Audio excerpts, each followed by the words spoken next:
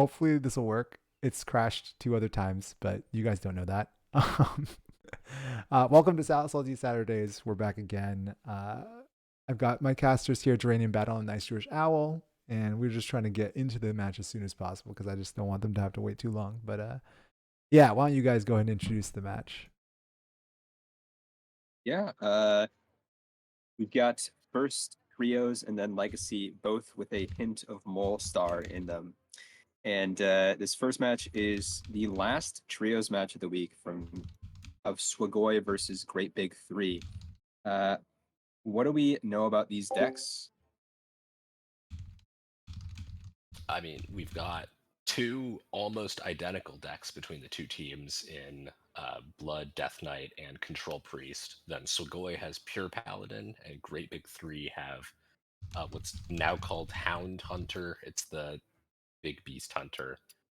Not the Banjosaur one, but the one with like King Crush, Stranglethorn Heart, the classics.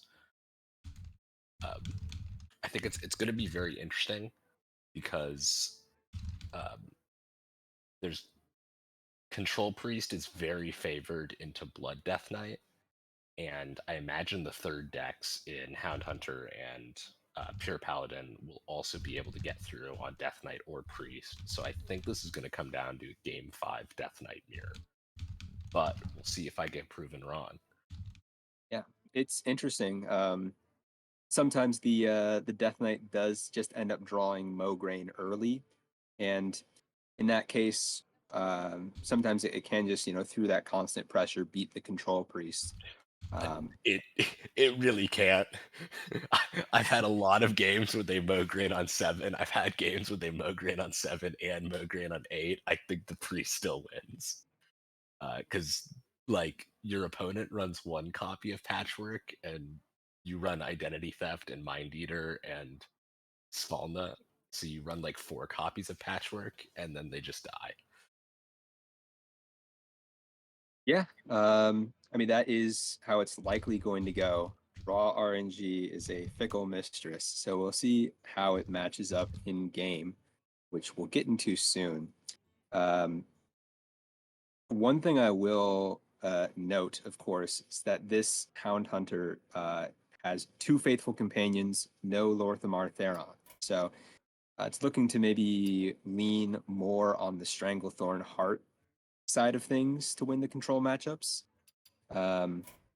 Rather than the huge King Crushes. I mean, if you manage to not draw King Crush, you can still, what does it do? 20 with the first set of crushes off of Faithful, plus 16 the following turn with Stranglethorn. So, like, it's very hard to heal out of range of that. Yeah. If it puts up enough pressure, it'll certainly overwhelm these control decks, and that's its hope. But we'll see if that's a little bit cope. Who are we going to be spectating here? It's Mole is roping his deck selection, so Classic Mole Star. Looks like game 1 we're going to see Mole going with the Priest. I like it, and it's going to be up against that Death Knight. So as I said, I think this is very favored for the Priest, and I also know that Mole is a very good control deck player. So we will see how this goes.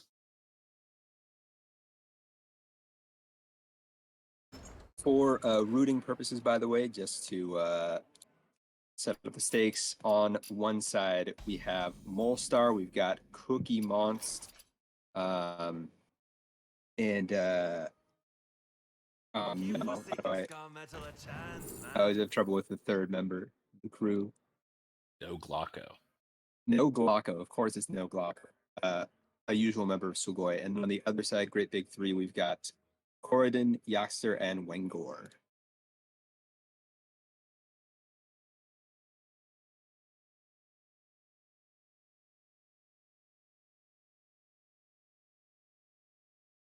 And this is a this is maybe a little bit telling, is only having 2 choices here on this on this hipster. Is that normal? I think that means that there were only 2 legal options that were not in that deck. Can it not generate? There's no way that's right. There's definitely a lot more. Wait, Death maybe Knight there was spells. maybe my vision was glitched. Because I there only definitely saw should be 2. there should be like the 1 mana deal 2 freeze. Huh. Yeah, that's interesting. Huh. Okay.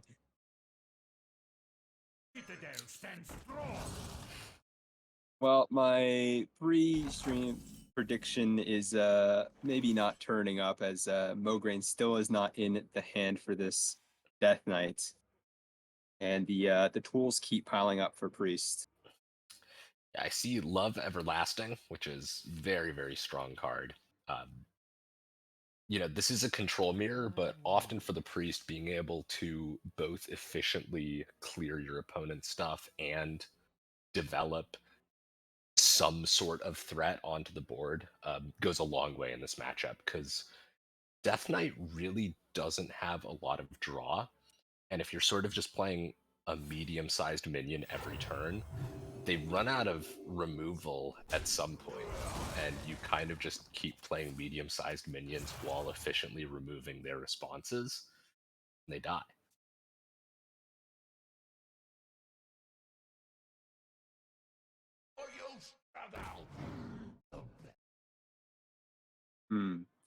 Well, Dark Transformation could have been an interesting choice had there been a actually, we might still see them pick it, because there is Rivendare in Molestar's ETC here. But yeah, most likely they're going for tempo. Yeah, I mean, Transformation's an interesting pick, just because you can use it with your hero power, or use it on the 2/4 here for tempo.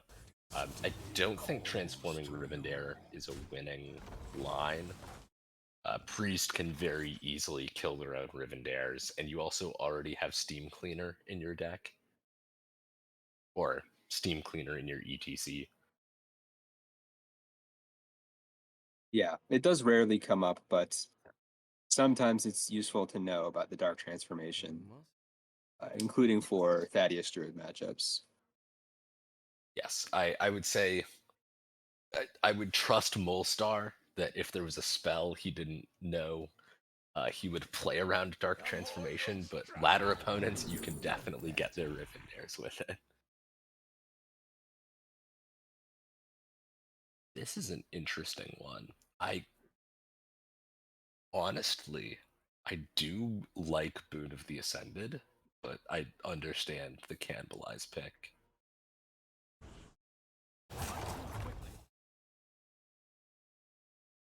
Yeah, I mean, I think the game plan for Molestars is quite clear, of just staying at parity and then letting the chips fall. Yeah. I mean, it's sort of what I mentioned of, like, you play a medium-sized minion and then efficiently remove what they played on their turn. And if they don't play anything, then you can play something like Identity Theft or play your generation tools, and you just keep accruing more value than the Death Knight, because Priest has so many tools that allow them to generate this value that Death Knight really doesn't have. Um, like Death Knight, as far as control decks go, probably has more efficient removal, but it just doesn't have the same late game that the Priest does. Okay, very good information gathering here. They know the coin is in their opponent's hand. Personally, I would take ETC here, but Yeah. Corpse Explosion and Finley are both very valid choices as well. Yeah. ETC and possibly even Whirlpooling the ETC can lead to some very one-sided endgames.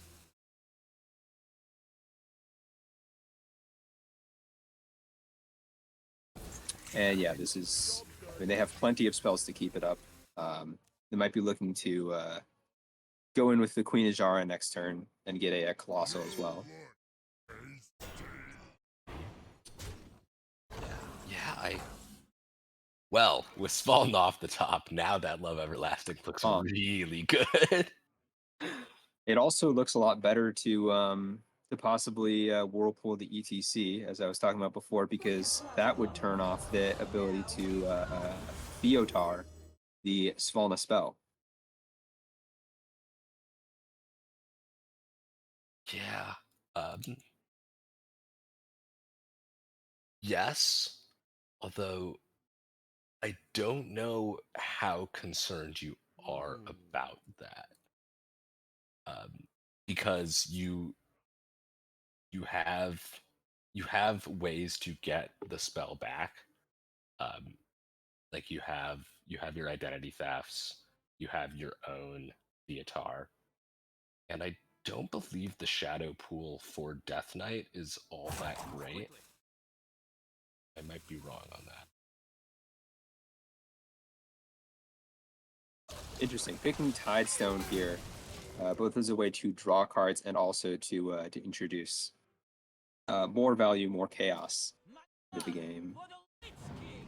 I think more notably, it goes +3 in fatigue.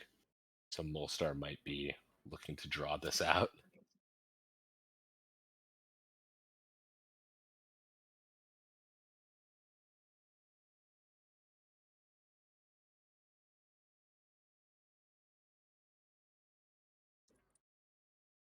On the other side, I mean, really, there's not much progressing on this in the hand of the Oxter here. They've got the Asalor as a projection, but really that Asalor isn't going to do anything before it just gets removed and possibly even copied. Yeah, that is Synchronize is definitely something you have to worry about as the Death Knight this matchup, because if you leave something like a Patchwork or a Mograine on board, your opponent can just play their own. Yeah, I'm definitely looking forward to Molestar, yeah, playing the Svalna here. Starting to look for some shadow spells and possibly getting a lot more value with ID thefts. Yeah, I believe if he plays the Visions here, he will end up milling a card. So I'd expect we're going to see something. Maybe I'm wrong. And he's going to play Visions here. Okay. Well, he does end up milling a card, but I mean the value of singular cards from his deck is quite low out since he's already drawn a lot of the important ones. Yeah, it's you have Svalna and Love Everlasting down. You really don't need much else to win this matchup. Yep, and as you can see, also this Drown here is yet another piece towards the anti-fatigue plan.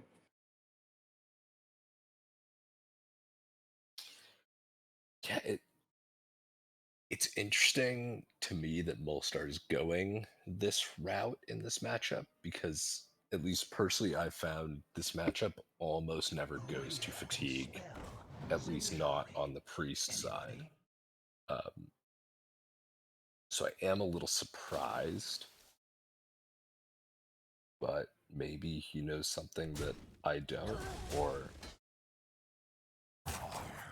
is just taking these pieces just in case we get to that fatigue point.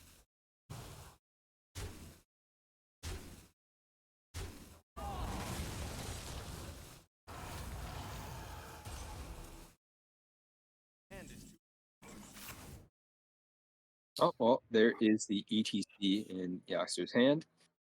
So we'll see if they try to go fishing with Theotar this next turn, or wait until turn 10 either way. Or whether they are fearing possible responses from Molestar's team side.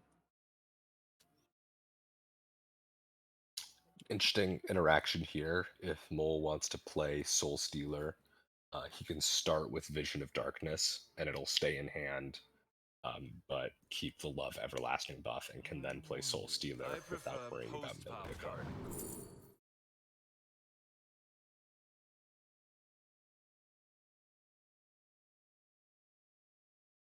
Death Growl in conjunction with Rivendare from the ETC would have been really cute, but again, Ooh. 2 options. Wait, why is it Pong? Why is it showing unholy things now? I am not sure.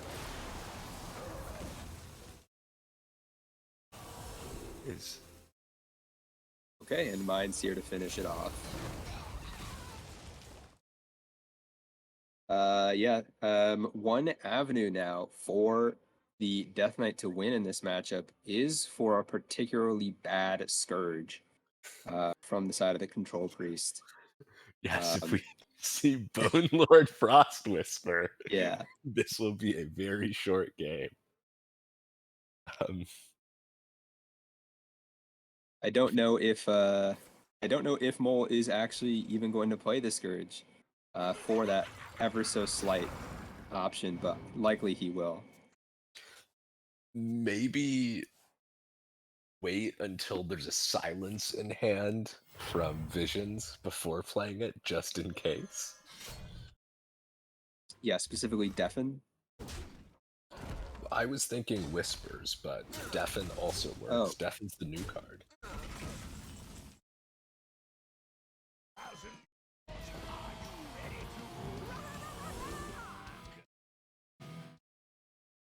Okay, and yep, there's the Rivendare and playing. Yep, so this is the play that I was looking towards of just sort of trying to lock up the game with Rivendare on one side. Does have the cannibalize to kill off the initial Rivendare as well. So then he just has to find the other kill spells. Might likely see Rivendare even get synchronized before.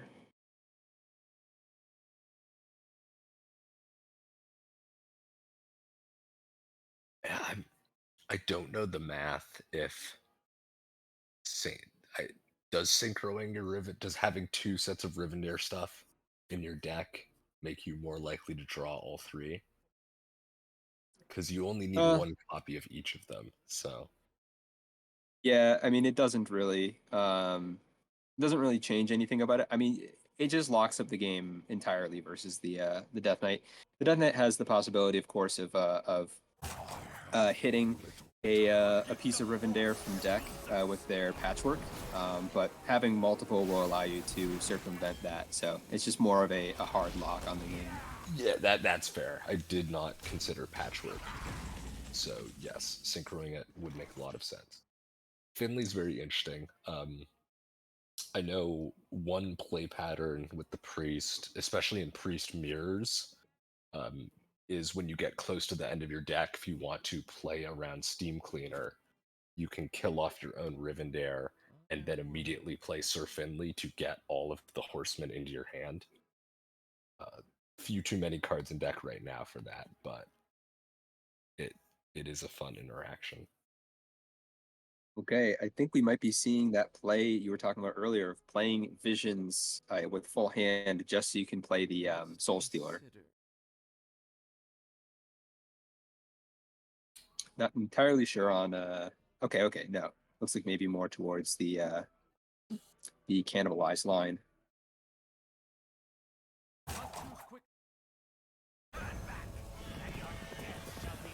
Oh, looks like okay, not synchroing the Rivendare, opting to synchro the Astalor. Looks like that makes a lot of That's sense. interesting. Okay, so seeing no discovered spell in their hand, just saying that they have no way to transform the Rivendare, which is currently true. Hipster mate generate a silence. Yeah. Yep. But Does well, not find it.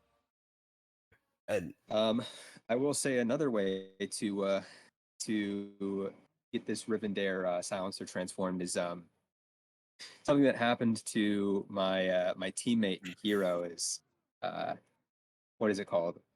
The 9 mana fill your hand with spells into Blazing Transformation. Really just really just something you should always try and play around. Oh. I think we're going to see Yachtster copying the Rivendare here. Okay, I mean, this was one danger of leaving this Rivendare on board is allowing your opponent to have it. Now, I have found in this matchup, it's very difficult for the Death Knight to kill their own Rivendare pieces. Yeah. We, unfortunately for 4 mana, there just really isn't the option. If the Rivendare sticks around for a turn, Corpse Explosion will do the trick, but... But Priest... There is a... Oh no! Disaster! Okay. Oh no! Great Big 3 has a Not like chance. this. This vision has to quickly find a silence.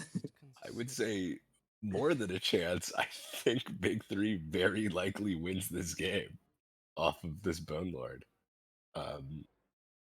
Because you play Corpse Explosion, you clear the whole board here and activate that Bone Lord. I imagine Mole is digging for a Transform or Silence off of this Tidestones right now. Well, Asphyxiate is a very interesting 1-mana spell to have gotten, considering it's almost like he just generated it. But yeah, in this case, I think it's actually interesting picking the Patchwork. I would have thought they would have chosen the Invincible for more reach, because I think they just have to end the game as quickly as possible at this point. Yeah.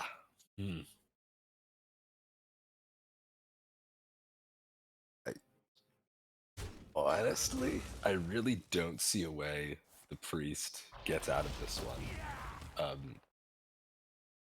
I mean, they can play 2 cards per turn, so it's like not over, but it's kind of over.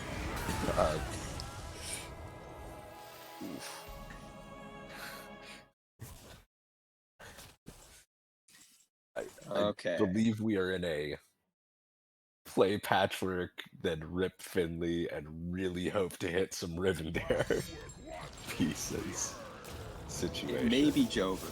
I mean, it may be Jover.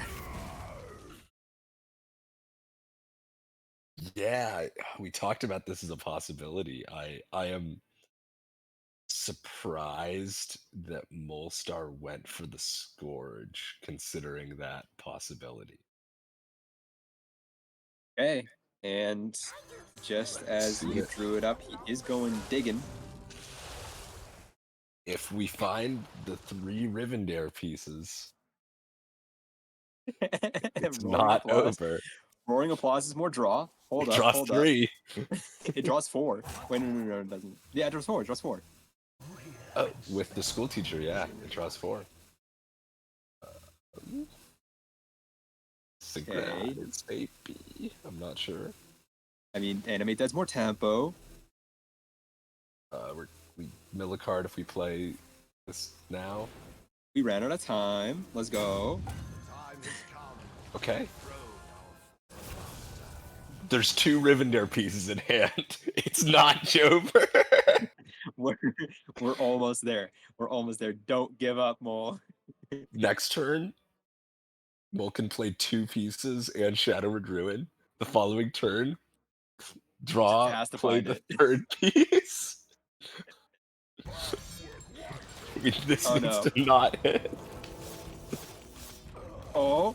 Winnable? Okay. One step at a time, boys. One step at a time. Also, you have to play, I think, Dissonant Pop. So you play 2 pieces in Dissonant Pop because the Ruin. I guess it is the Rush one. I don't know. Maybe. Or no, you have Lighted Burns. Yeah, you can do Ruin. Yeah.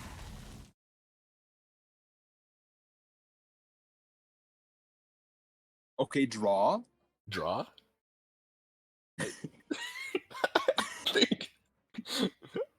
I think this is the only line that has a chance, so I imagine we will see. I think he more has to not play a piece this turn because you can play both pieces the other way. I don't know if it makes a difference whether you play the pieces this turn, or two pieces this turn, or two pieces next turn. You need to play two pieces one turn, and then one piece the following turn. I imagine just digging for more draw here. Really, it's a double school teacher. Can find switcheroo, which helps draw. Or okay, play second piece this turn.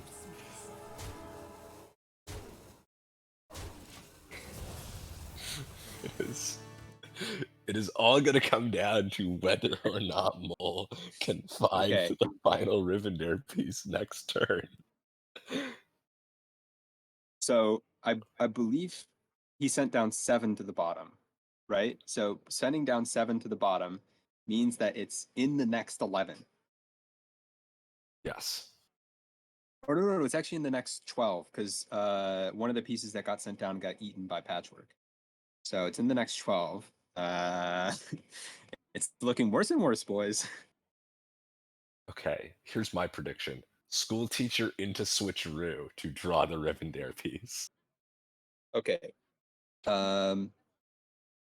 Predicto time. It is noggling on the Sir Finley to see 2 more cards from the bottom of the deck. True. Yeah, actually, that's if you don't draw Rivendare this next turn. This is assuming the Finley doesn't die. I think we're gonna just see a corpse explosion this turn. Yeah. Or nothing. Okay. Board is full. True. Nothing. Trade. Tradable. Easy. Winnable. Tradable.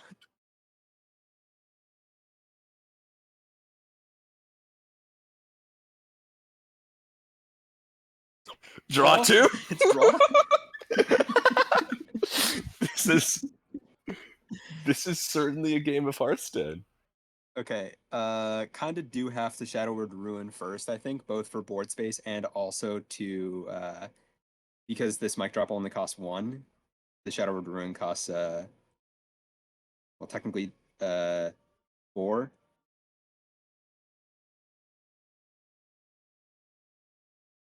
You have Topple the Idol, 1 mana board clear though. Also so you don't have to works. clear the.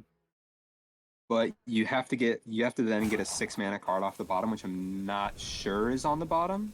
Okay. Oh my god, it's here. We're gonna find out. Oh my god. No way.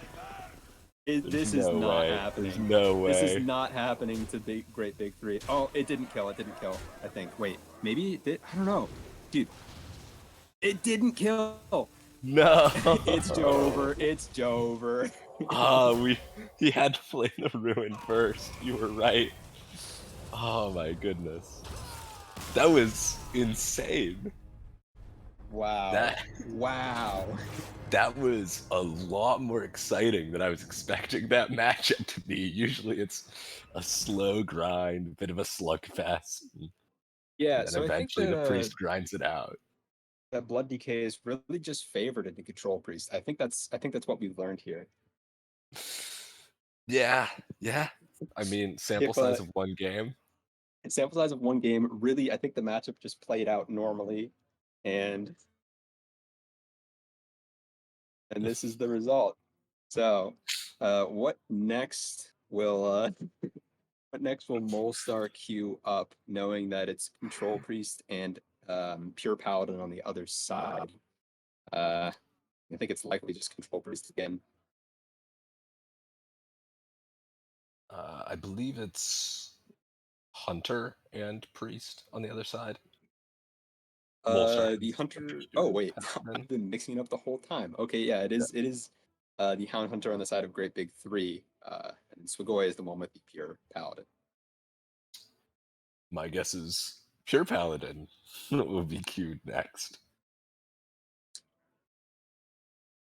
I suppose game score does not matter, so Q order does not Yeah. matter though.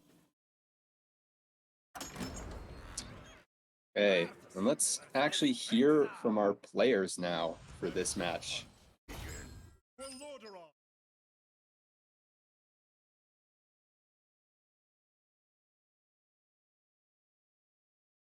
We are going to see the decks that are not in common being queued up now with the Paladin versus the Hunter.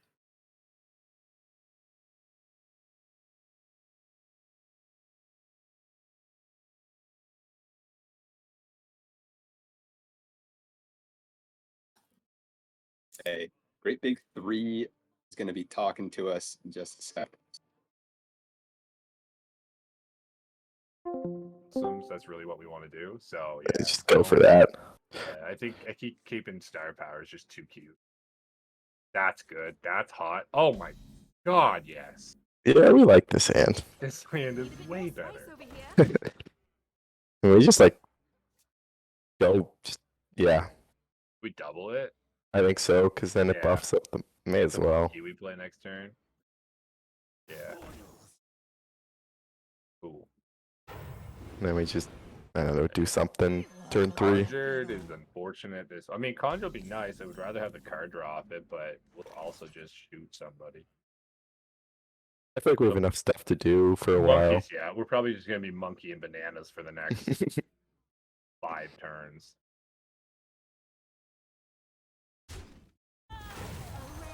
Okay. Did they do anything fancy in this Paladin deck, or is it just it's pretty They're much in. The only difference from ours is they run Kutari. okay? Yeah, so there's nothing really fancy. It's just, all right. it's always monkey. They still have oh, it's yeah. For And sure. this is good. Yeah. Hit a 1/1, then face. I think so, yeah. Like Paladin loses board, they just lose. Yeah, they have a couple more ways to come back now. This version. They're not running what's her face, Rushy Lady. Oh, really? Yeah, no, they're not running her. It's just Katari. Oh no, they are. Never mind. Right there. Never mind. They are. Well, Star Power came home. Wild Is it Spirit always a seems 3/1? good. I think it's a 3/1, always. right? It's always. Always 3/1. 3/1. It's always 3/1. It is always 3-1. We trade here. Yeah. We 2/1's trade always- here. Yeah. I'm pretty sure we just kill it. Yeah, I think we do. Get in the bear next turn. Yeah, we got like double monkey next turn or bananas. Yeah, this is fine. Bear comes up.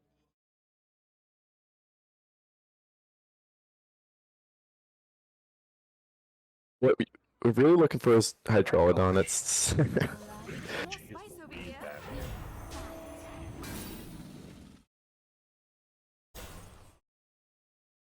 Yeah, Hydra. Or not a Hydra. The Hound, right? But not Yeah. till- I mean, I don't want to do it like turn 5. We're gonna Star Power, right? Maybe. So like, probably when do we get this? in. Do we like do? This is gonna come out on turn 6. Like, what's our play after Star Power on 5? 100 arrow. Conjured Arrow, and then play something worth 4 mana. Yeah. So then, other than that, we're just gonna double monkey here. Or are we ever I gonna? think we play the breeder. It's just if we pick the.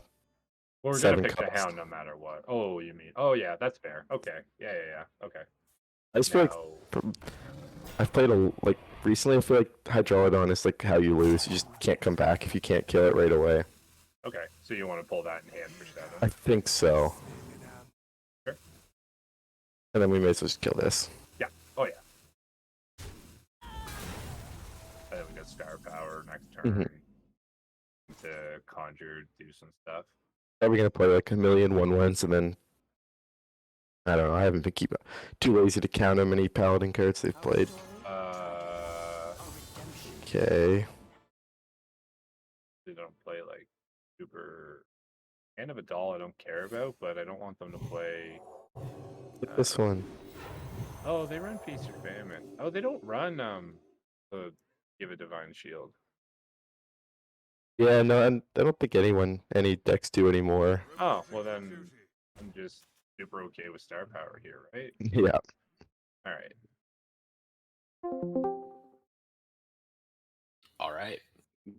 So I think as we heard, the plan from the hunter is sort of try and just keep the paladin off the board in the early game, because a lot of paladin's game plan does involve sort of snowballing these minions using stuff like Katori alongside Hand of Adal, etc., and then closing out the game with their burn. Um, and with Yeah. the tools that Hunter has, like Star Power is such an efficient board clear. Hydralodon, as we see in their hand, is another very, very efficient removal tool that also develops a very scary threat. It may end up working out. I am intrigued that they're not just snapping star power. Yeah, okay, we're seeing the star power here. It's going to clear off the entire paladin board. Oh, okay, we're not seeing it yet, but we're going to see it in a second here once they do decide to play it. And then after that, I mean, the paladin doesn't really have much on the backswing. Seeing their hand, their hand is buff cards but no minions almost. So, and it is just how the hunter drew it up. Curator off the top. Ah, that's not Curator. Well, that is a really good card, though. Yeah. I mean, Muckborn Servant stalling for another turn and the hunter not completely dominating the board does mean that this Countess is gonna get to come down, and then we'll see some cool things happen on turn 8. Anachronos also a very, very good response to like a Hydralodon. Probably one of the only responses the Paladin has that will, while not deal with the Hydralodon, deal with it long enough that the Paladin can play something And like Countess. Blood Matriarch Liat.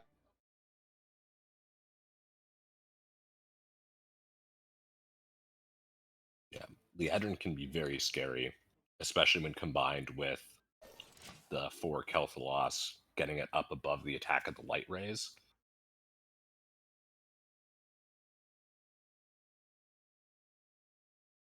Here for the hunter, arrow, just such an efficient, well, not necessarily removal card, very efficient sort of ping plus draw as the Man Thirst is online, and being able to pretty cleanly keep this board clear. Although with Countess coming down next turn, I think the Hunter's going to be in a rough spot. They can play Hydralodon, but the chances that Sugoi is able to find something that deals with that off of the Countess invitations is decently high. Or Yeah. they may opt to turn 8, play Anachronos, take that Hydralodon out of here for a little bit. Yep. I mean, either those invitations are going to invite just a lot of tempo that the Hydralodon won't be able to deal with, or it'll just defeat it entirely. See that in just a moment. Yeah, and especially if we see something like Anachronos into invitations, then the hunter's in a very rough spot because there's this burn potential from Horn the following turn. Sort of having to keep that board clear. Of course, that's what they've been trying to do, but clearing early minions from Paladin with star power is very different than clearing 0 mana class legendaries. Yeah. Well, I chose to tell Yoxter that he's my 200th friend, and his response, I think, kicked me out of spectating. Thank you, Murder. So. Small indie company. Another cute interaction with Anachronos is if your opponent has minions on board, when the minions are set to come back, they will ban it, or they will not come back. So now the hunter has to both deal with the paladin's board, but is simultaneously incentivized to not develop their own board. Yeah, and it goes based off of order played, order coming in. So The Hydralodon will, of course, come back in along with two of its friends if there's board space, but then further things might not. Will say I am also noticing the Paladin is at 15, and there's a Faithful Companions and a Hope of Kel'Thalas for the Hunter. We may see a Horde plus Feast and Famine next turn as opposed to any Invitation. Because Paladin definitely needs to heal here.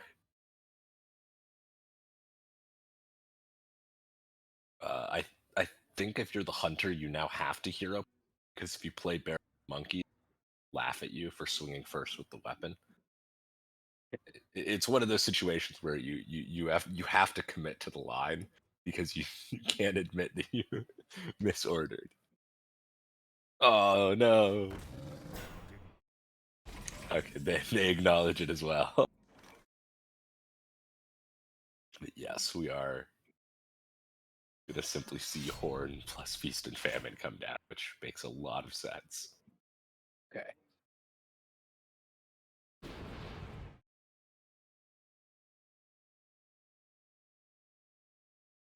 Yeah, healing for 9 will bring them up to 21. Paladin is dead on turn 10 to 10 attack crushes from deck. Unless, well, it's going to depend on these legendary invitations. There's a It also lot depends. of taunts in the pool. Yeah. Also depends on top decks and additionally, whether or not, if they draw just like another one of the buff attack cards, quite possible that they could just lock it up with that. For Kel'Thalas, alongside another 4 Kel'Thalas would not be enough. It would be 14. However, one more of the lifesteal cards would actually be lethal. Yes.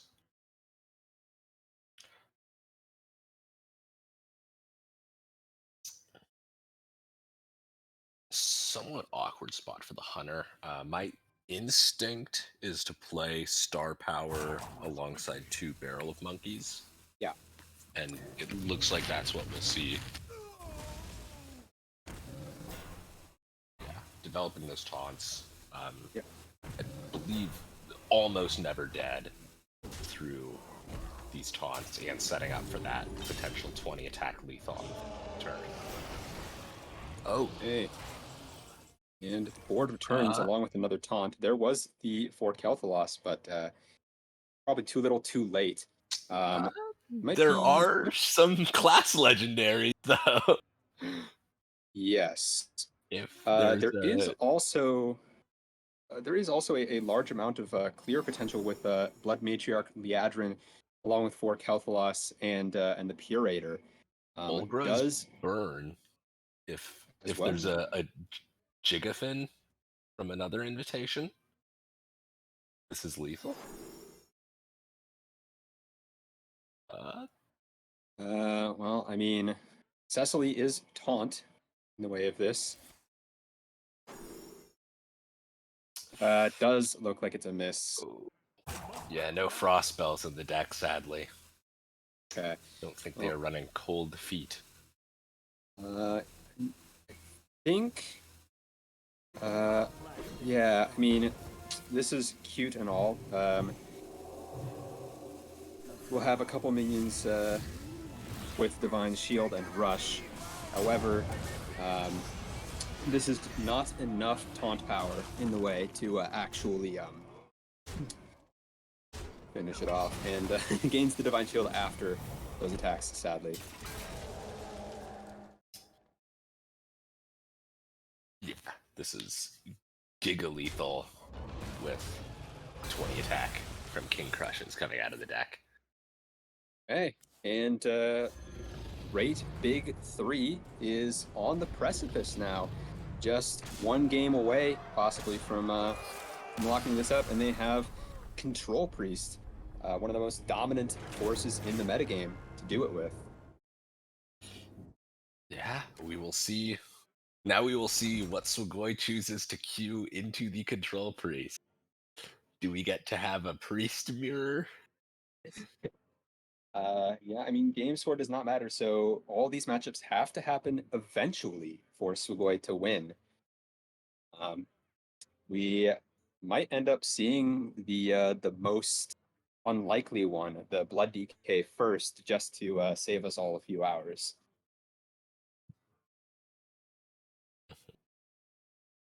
I mean, we saw game one. Blood DK just decimated Control Priest, so maybe it was- it's favorite. Yeah, I mean that Blood DK ended with 50 health. And the priest also ended with health, but we don't talk about that part. Yeah. Yeah. The current priest mirror, I think, is a very interesting dynamic because I found there's two ways to approach it. Well, the deck. Okay, we are going to see the Death Knight, so we'll see. Hopefully, there's no Bone Lord Frost. Hopefully, there are some Bone Lord Frost Whispers again this game. Honestly, it was a lot more exciting than the matchup normally is. I believe looking at Great Big Three's priest, I don't think there's another is a Rivendare in there. So we might see something similar happen.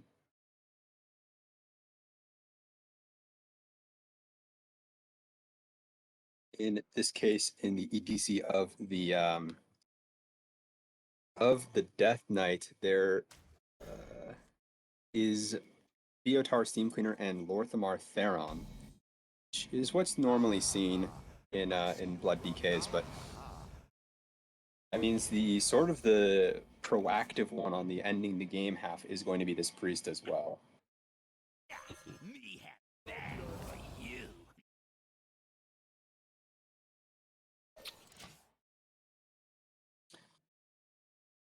Yeah, this matchup is while I do think it is very priest favored, it is an interesting matchup, in my opinion. Notably, the Swigoi. Okay, no, it's the Great Big Three Blood Death Knight that wasn't running Screaming Banshee. Swigoi is running Screaming Banshee. Yeah. At least I found often the Death Knight, while being a control deck with a lot of clunky cards, wants to try and get under the priest. Because things like Svalna just take over the late game so dominantly, even ignoring things like Rivendare and all of those weird potential lines. So we'll see if the Death Knight is able to do that. Like for example, I would expect we'll see Lorthamar Theron off of this ETC.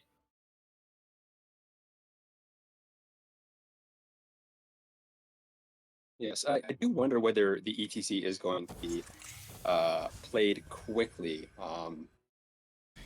to avoid possible rats. However, I mean, the rats can then see that the ETC has been played, that the important card is in hand. Mana 4/4. It's good tempo. Now this is, Yeah. I think, going to tell us. Yeah, they are taking Okay. Lorthamar. That is, and I think we'll actually go ahead and listen in on the Sugoi team, see exactly what they're thinking. There a way to like copy to get more Mogreens? The way to copy? Hematurge, Morgraine is a 3 Oh, yeah, it was that. blood card, right? Yeah. I don't think there really is. Yeah, Mogreen is 3. Oh, okay. Whew. That's That's how actually I always lose this probably matchup. best case there. Yeah. Soul Stealer's not that bad. Yeah, Soul Stealer Banshee wasn't too bad, but Banshee is like, I think Banshee was best case, and then Hollowhound. well, but then we wouldn't be able to play Banshee this turn. I guess. The Hall Hound and Banshee. But we're at full health. It doesn't freaking matter. What about It's we a play? 3/6 either way. Yeah, I guess it'll get removed. It's three Yeah, three actually, attack. Yeah. Like I think it doesn't matter. Yeah, it's pretty Oh, close. another one. That's Are they just gonna actually rat again right annoying. now? Hmm. Oh, wow. Okay. Oh. Whew. That was Just get lucky. lucky. Yeah. Alright, what do we want to do here? It's Hollow Hound, and then Astalor kills one, think you and wanted to- Banshee kills the other. You want to trade Bagger first? For Vizier? Yeah. Yeah. I'm just talking about the trades. Yeah. Go ahead. Yeah. Do this first. I like this better. Froststrike or Uh, Tomb Guardians? I like Frost. It's more value, right? Yeah, okay. Yeah. So we can just hit anything. Yep. Should we just like go all in or what? Yeah, you can I play- you can like play. Frost Strike killing one of these minions, Astalor killing the other. The rest go face. I think it's fine. I feel like Oh, that's good one. the most all in we can do without. Swamp 2, yeah. Because once they play clean the scenes, we just have a 4/4 anyway. Yeah, they mostly just have top decks and their one keep. And their Mhm. one keep is not going to be AoE. Yeah, it's not going to be AoE removal. Yeah, I wonder what else they kept. GTC maybe? I don't know. Yeah, there's clean the scene. Never mind, we don't even get a minion.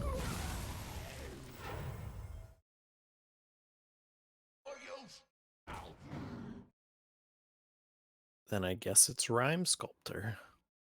So they have one more rat, right? And They played both of the ones in hand. They- Yeah, they yeah, they just played have one both. in deck. Who knows? They played both Rat, one yeah, copied, rat and so deck. Yeah. okay. one in deck, yeah. Or in hand potentially, I guess. But yeah, we just wanted to drop Lorthamar as soon as possible. The Finley's actually pretty good. Mm-hmm. Yeah. After Lorthamar, that's Astalor? pretty good. Yeah. Yeah.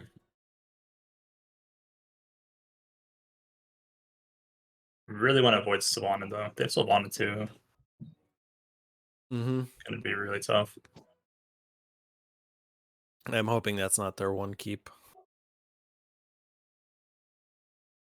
I don't think it is if they're thinking this hard on a play, but actually I guess maybe because they lose Love Everlasting if they play it right now. Yeah, they can't play anything else. Yeah.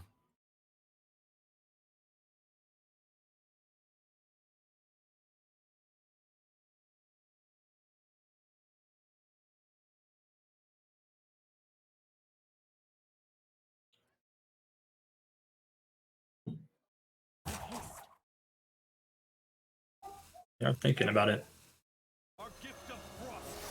Okay. Copy? Okay. Yeah, they're copying it. That's actually copies. fine, honestly. Because that gets rid of their other power word synchronize or power chord synchronize. Well, that was created by. Vizier. Yeah. Oh yeah, okay. I think we still just drop Lorthamar. Yep. Should we kill this way? This can die easily. Yeah, just trade on the Vizier, I think. On the Vizier or the 5/5? Or 5/3? Could go face and then it's bad. That's really bad. Yeah, face Yeah, is really that's- bad. The 5/3 is like a little risky, but yeah. But it could have a big payoff. Yeah, you know what? It went face, so I'm gonna assume it would have always gone face. It always goes face. Yeah, exactly.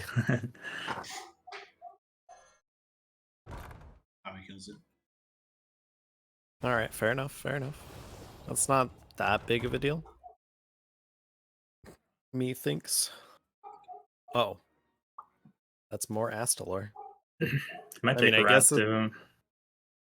Yeah, Probably Rat's Probably once. like, one of those Soul three on the left side. Yeah.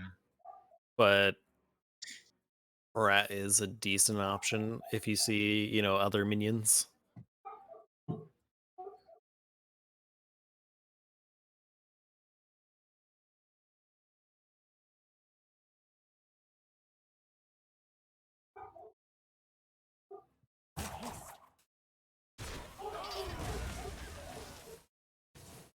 Okay, probably didn't pick rat. Probably not. Yeah, let's maybe start that.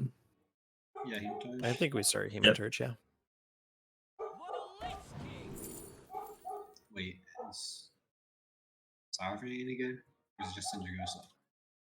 I think It's just Syndragosa. Syndragosa. Like, losing the health off of Saurfang later in the game isn't really worth it. When they can hardly put up enough pressure to go face in the first place. Okay, we can Question is- Rat and then Syndragosa too. Yeah, Yeah. hitting Syndragosa is pretty good for us with rat, yeah.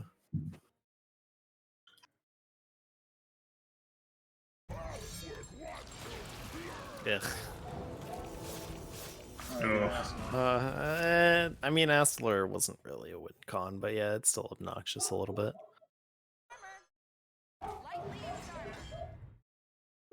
Honestly, don't mind Rat Syndragosa. Oh, their they luck's lost gone. again. It's Yeah. pretty huge. Does that mean they have like number spells or? Probably not very many. So yeah, I did Dirty Rat for sure. Ooh, that's a good pull. There goes their Rivendare.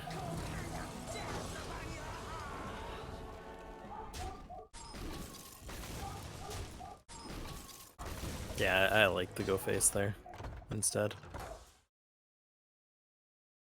I mean, even with the location, that doesn't kill the dirty rat. He's gonna get a minion. Well, I mean, I'm thinking more of the application of the like what you can do with that extra attack.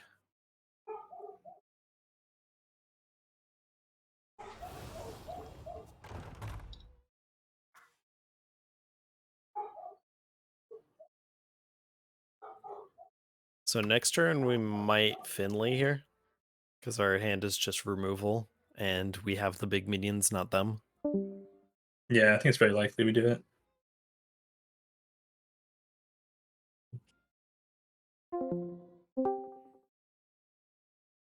Yeah, I think as we sort of saw and heard, Sugoi is very much going for that tempo plan of, the priest wants to get their value engines online while efficiently removing what the Death Knight's doing.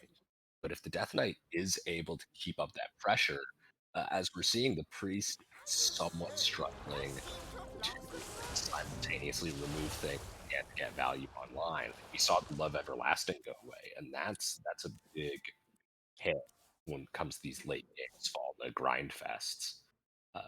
And Sugoi with that early Theron just continuing to keep up the pressure with decently sized minions every turn. Yeah, that was an incredibly important whirlpool right there, because looking at the rest of Great Big Three's hand, they actually don't have good board clears for the minions that Swigoi are going to be putting out. So yeah, Defrost, strawing more of these minions, really just putting as much pressure on now that they've actually seen a whirlpool committed. And then, I mean, the response from the other side is basically, I mean, that's a great top deck, but yeah, I mean, some Astalors, they're kind of running out of juice themselves. I will say, I think the priest is going to get there. Yeah. We are seeing these sort of decently sized minions draw come from the Death Knight, but they are running out of juice. And it is very much going to just come down to how much can they push off of these minions in the next few turns before the priest is sort of able to wrench the game back. Yeah, I think a big part of this matchup right now is going to be how much does this Death Knight commit, because they both have to pressure the life total of this priest, so they can't just play big Astalors and end the game that way. But they also need to navigate through the 4 removal pieces that are in there. And yeah, so like, unfortunately, the Hound and the Renathal are things that are probably going to die to that clean scene. And they don't have a ton of other large things in their hand right now. Yeah, I I mean, no Muncher is pretty big, and also effectively has charge if the board is empty.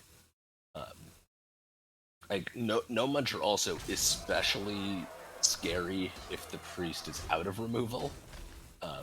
When that Muncher comes down and you can't clear it, and you're looking at 30 the following turn, you really don't want to be the priest then. But Yeah, you really don't want that no munching. yeah.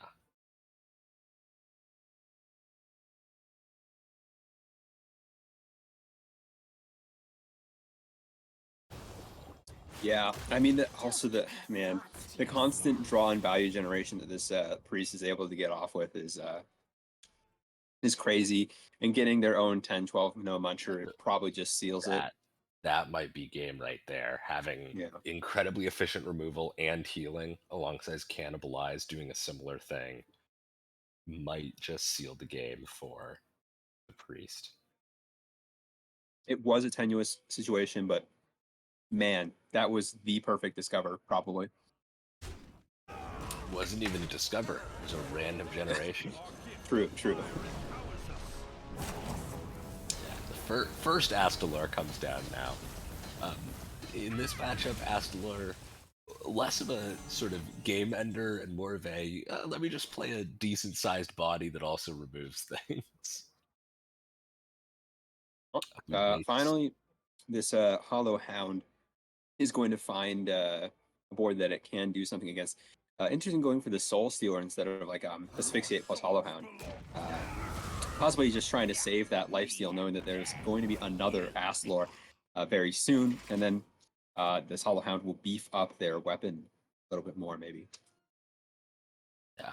Also, Soul Stealer doesn't die to clean the scene. Really only dies to either cannibalize or light it burns.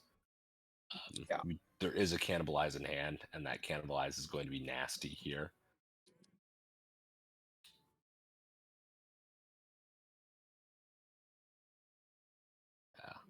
Yeah, I mean, likely we'll be seeing the cannibalize alongside the hipster here, but could go with no muncher, just really try and and establish just so much healing right now. I don't think that that's quite a good idea, but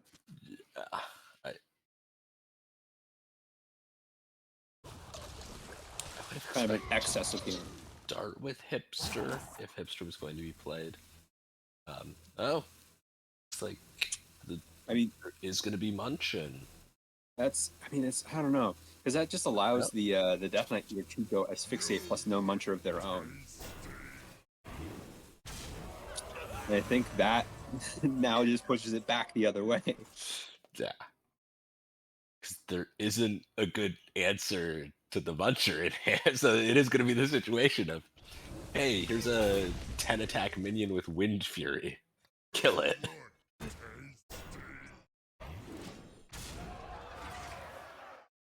That does it. Okay. Doesn't kill the muncher, but it makes it a lot less scary. I mean, it does effectively kill the muncher. Like, it alongside Astalor is probably going to clear the board. And not having another way to cleanly remove this Astalor in hand is actually maybe oh, never mind. That's pretty good. That's pretty good for Sugoi to have that live. Yeah, well, it's only a 5-1. So, hit plus weapon does kill the Astalor, though. Importantly.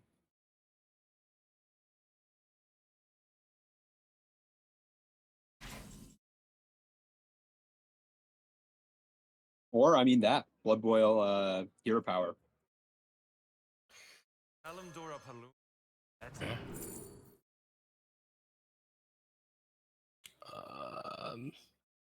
Whispers of the Deep should also do it, right? Hero power Whispers of the Deep.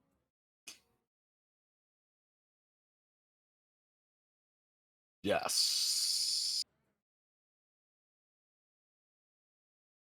This is an interesting decision. Whispers of the Deep makes the most sense as the most efficient removal piece. Hollow Hound. Does Hollow Hound trigger weapon twice? I don't know. This. Would, yeah. Yeah, Whispers is going to come down, clear up this board. But hold the Ripper swing, makes sense. No reason to overextend.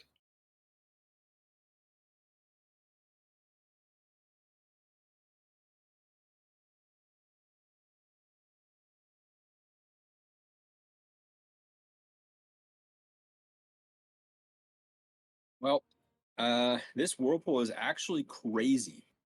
I don't know if if Great Big Three knows it. Just the threats they'd be removing by doing that. Yeah. But I mean, like, since that's the only board clear in their hand, I don't know if they're going to try and like greed that. But yeah, just ripping it right now. I know we've been saying it a lot. Now that seals the game. Oh wait, that now seals the game. I mean, this Whirlpool does take a lot of gas out of this Blood DK sales. I would say, I think when we said it sealed the game, we weren't wrong. It's just in this matchup, seals the game takes like 12 more turns to actually seal it. Oh, but there's no way that seals the game. It's not quite Jover yet, bros. There's still hope. There's still hope.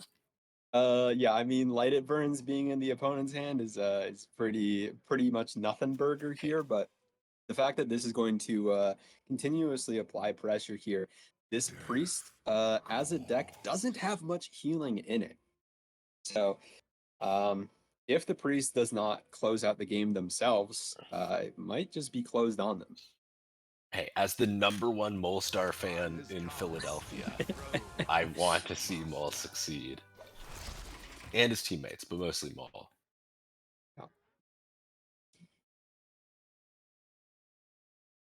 As the #1 PHL enjoyer, why is it only one option, by the way? Oh wait, duh, it's one card in hand. I'm dumb. Never mind. Don't listen to me. As the It's not hipster.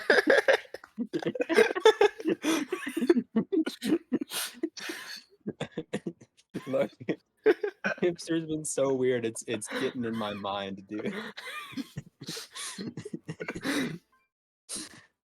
Why is it only one option?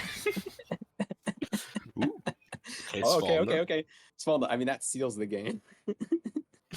Stop. You need to stop saying that. Svalna without Love Everlasting is a lot less good.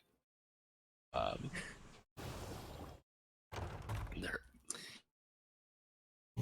depending on the draw this turn, there's still a patchwork in deck for the Death Knight, isn't there? Yes, there is a patchwork. It was discovered earlier by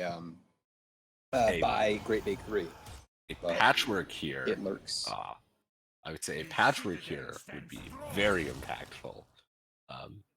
Ooh, Vizier.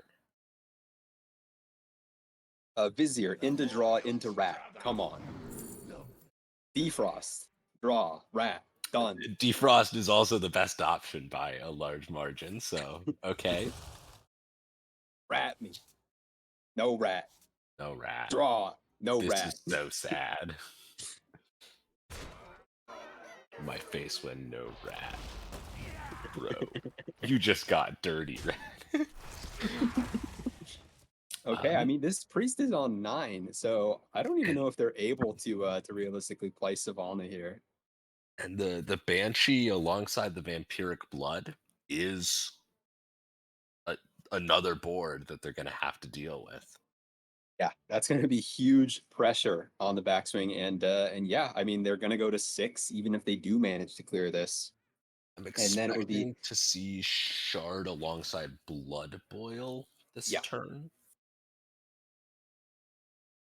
It starts with School Teacher. Okay, makes sense. Ooh, Love Everlasting is huge. And that's actually the first spell this turn too. Yeah. So they can play it alongside the original plan. Correct. Because it is a Noggling and not a spell.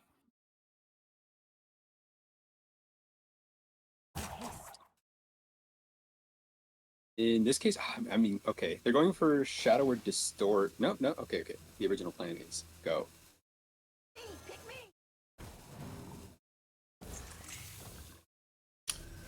Question is, do you trade with the Chill Fallen? Okay, opting to trade. I mean, this is static. They just healed 2 off of this, and it's gonna deal 2. So, I mean, on the side of Swigoi, though, I mean, they still are just going to keep presenting these boards, and we just saw the last board clear in Great Big Three's hand, and a lot of them are on the bottom of the deck. So, Yeah, Swigoi is gonna, I imagine, sort of play it a little slower this turn. I would expect to see the Blood Boil come down as opposed, well, or we're gonna see the Banshee come down. okay, I mean, this is a huge board, and Yeah. My thinking was, okay, clear off the priest board this turn and then make another huge board next turn. But I suppose the the make them have it plan. Oh goodness. wow, that That's is a a big draw. have it. That's a draw. Alongside Wow. No, I mean that's fine. You trade into the 4/4, and you get to heal 4 health off of that. fair. I was thinking save the location activation for Behemoth to gain an extra 2 health, but having the minion on board actually probably more impactful than the additional.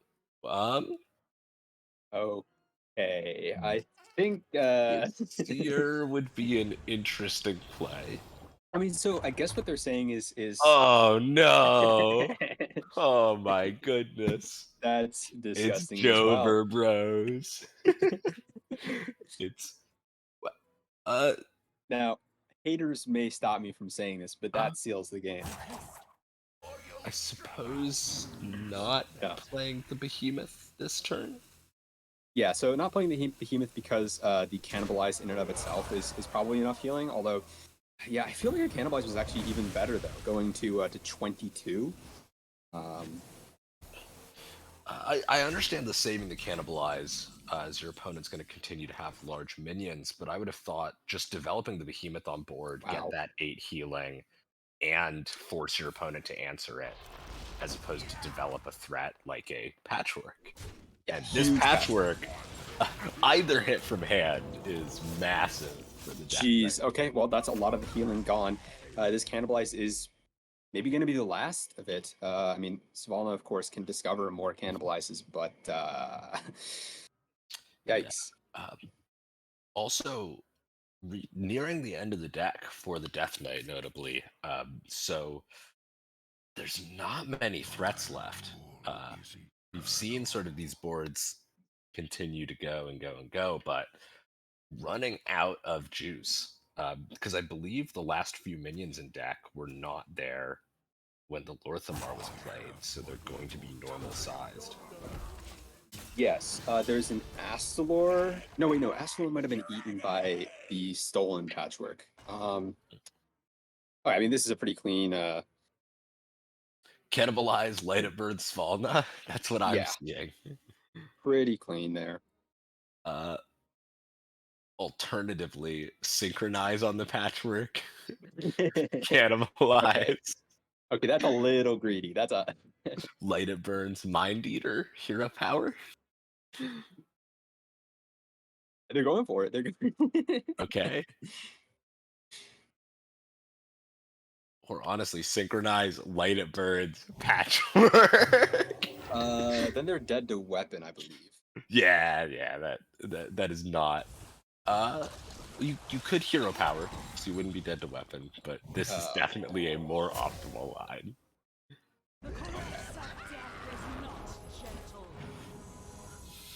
I know we have said it a lot. I think the game's over.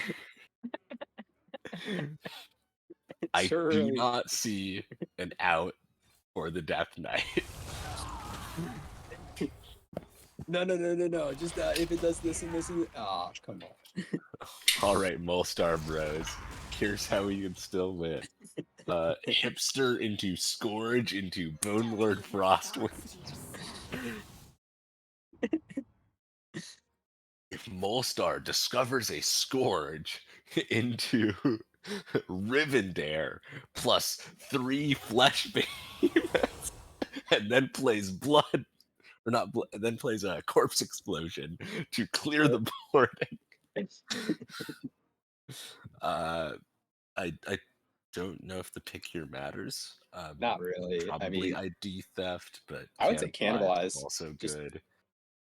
I mean, like, they only have so many threats left. You just saw Yeah. one of the cards from their deck with this Blood Boil, so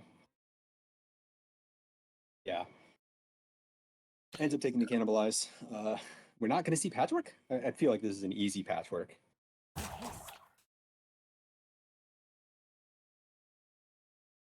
I don't know. Yeah. Don't know how many minions are even left for the Death Knight here. Okay, Soul Stealer at their... Soul Stealer gone. There's probably... My mind feels like there was an Astalor, but maybe there's isn't anymore. That might have been the last minion, honestly.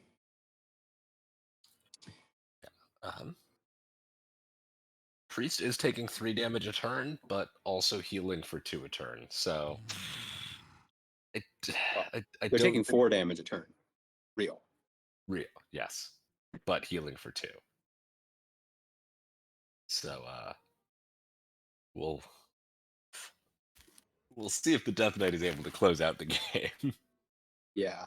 I mean, hey, if the Death Knight does remove this 4/6, then it takes a lot of the pressure off from this priest as well. It's possible that there's not many minions left in the priest deck either.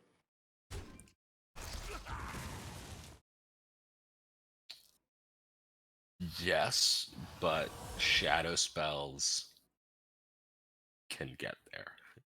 Shadow spells in and of themselves are removal but not minions. I mean, there's one that resummons a 3-drop or less, which we're not seeing. Oh wait, Undying Allies. Undying Allies is more pressure. Alongside Mind Eater. Or as some Australians in the KHL community would say, Mind Eater.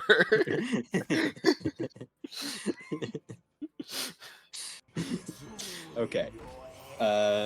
Yeah, I mean, this is a pretty clear line here, but they're themselves only dealing 4 back in this. Death Knight, while it is out of cards, going to be starting to take fatigue. I mean, this Priest doesn't have any targets to drown or anything, so can't increase the size of their deck. I don't know. Okay, there's not a Queen of Jara in the deck, so there's no way to add cards to the deck. Yeah. Uh, We'll see if the Queen. if the Death Knight decides to Mind Seer their own Mind Eatar here, just to see what that last card is. Have we seen Finley come down from the Yes, Priest yet? Finley from both sides. Okay. Finley sent down a bunch of board clears, so I know that there's 3 board clears at least on the bottom of this Priest deck. There may be one more minion, but that's kind of it.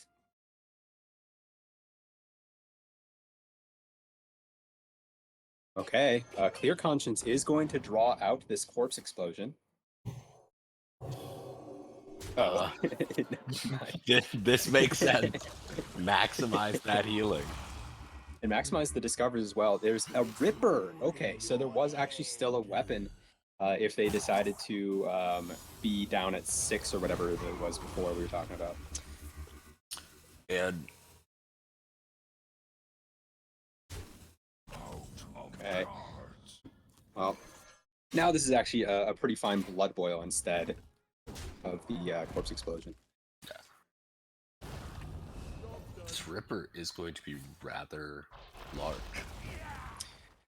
Yeah, and so that means it's going to be another 7 coming at them the next turn, and they'll be on 3.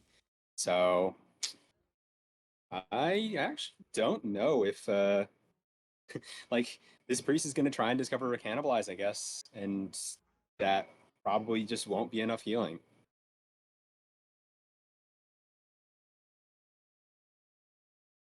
Let me just say it. I think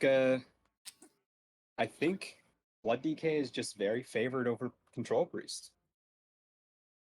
Maybe.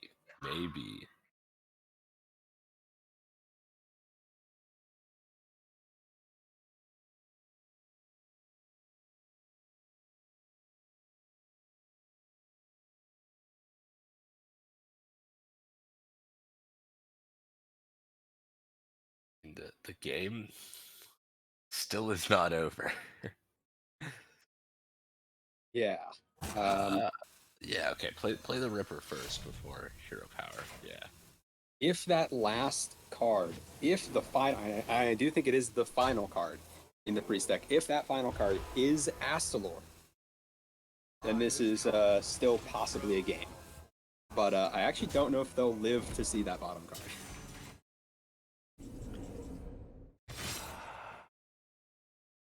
Oh, fatigue buffs the Arcanite Ripper. I forgot. Real. Real. Most likely, yeah, just another Blood Boil here. Conserving swing space when they're not lethal.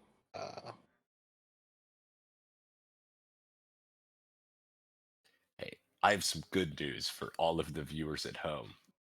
If the Death Knight wins here, we'll get to see a priest mirror as well.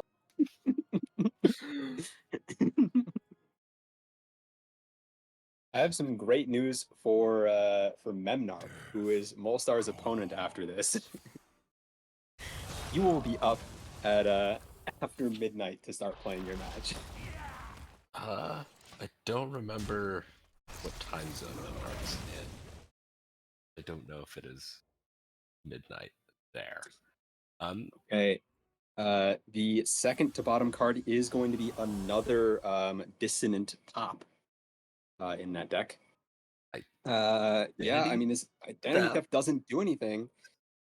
Yeah, I believe It's they currently should one-off lethal. know all of the cards in hand right now. Yeah. Well, they're gonna see. It's worth checking, you know? It's worth making sure. Yeah. We don't need to discover any other shadow spells. Nah, just check the hand. I mean, yeah. To be honest, I think they might need to use location on the Astalor.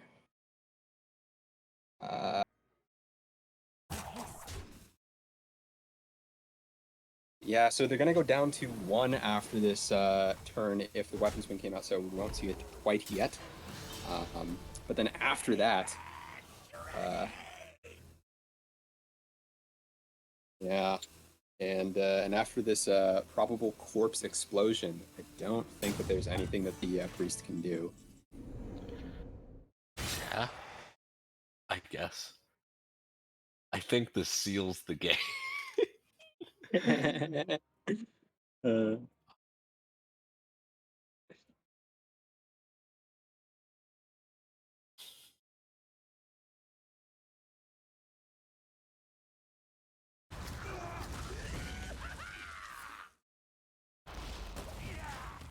Well, is the bottom card Astalor? Will we ever know? We could know if they somehow summon a minion by playing this harmonic pop.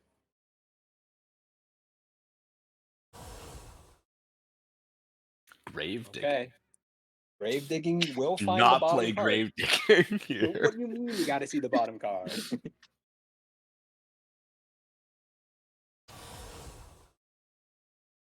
I mean, at this point, it is just over. There's lethal on the other side. And not enough mana to do anything relevant. It's not Jover yet, Polestar Bros. It's not Jover yet. Winnable.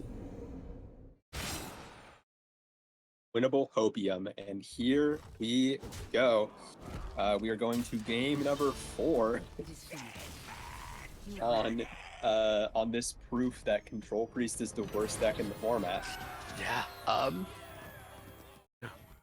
I will refrain from comment on the piloting of the Control Priest during that game. I think there were some opportunities to be a little more conservative with health totals and approach the matchup a little bit differently. But yeah, we are going to see game 4. And the question now is, do we see a Priest Mirror or do we save the Priest Mirror for game 5? We're saving the Priest Mirror for game 5, baby. Okay. Is Paladin dead? Did they get nerfed into the ground? Or is it still good enough to beat Control Priest, which should be a very favored matchup?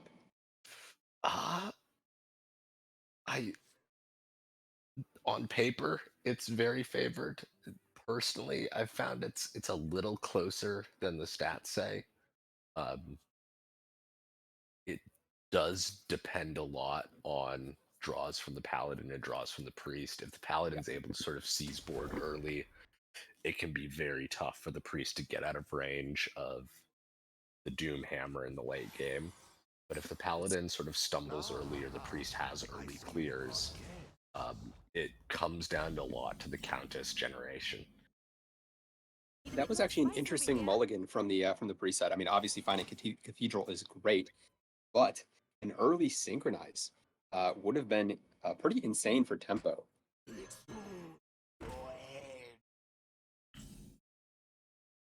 Who else coining they boogie down? Boogie down, coin boogie down into boogie down is like backbreaking. So we'll see if that is what comes out here. There is the silence, of course, on the other side, but yeah. Yeah, but there's still 2-1s, even when you silence them. You kind of need a holy note to clear it off. And Boogie Down does seem a lot cleaner than any of the other options available to the Paladin here.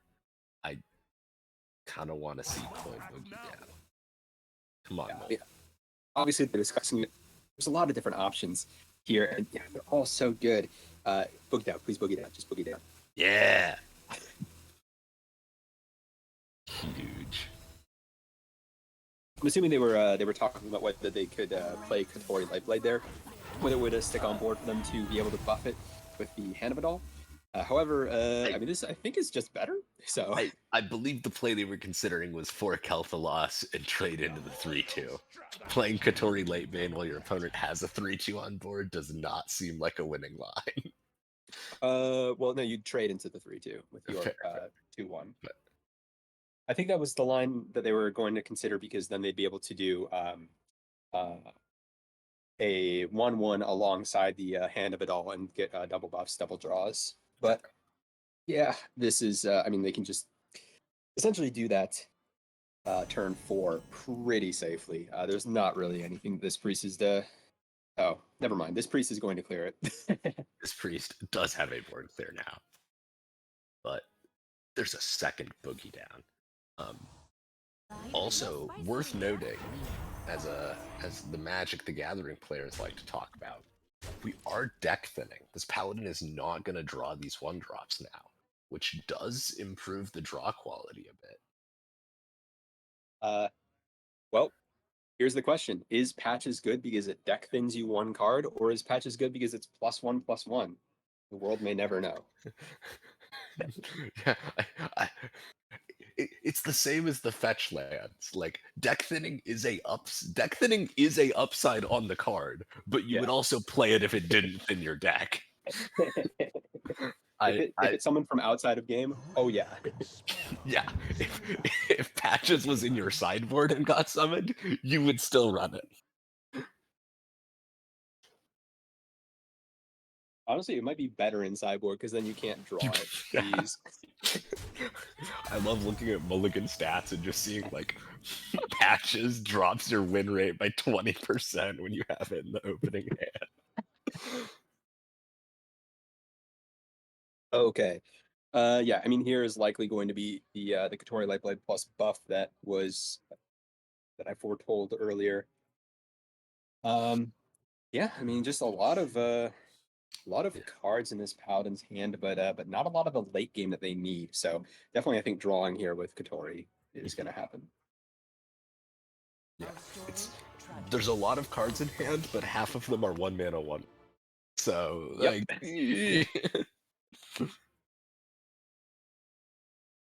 like, we might see them not necessarily like hold the 1/1s for no reason, but maybe be more hesitant to play out the Silverhand Recruits as insurance against Dirty Rat if they have Countess or something in hand. Yeah, I mean it's they're going to have 10 Paladin cards played by the time that they actually do end up drawing those light rays. So these 1/1s are kind of just chaff. Yeah, I would say if we see like Curator off the top here, then maybe you just throw all the 1/1s out so that you have hand space. But otherwise, Yeah. there's an argument for keeping them in hand. Okay. Clean the scene. Allowing the trade as well.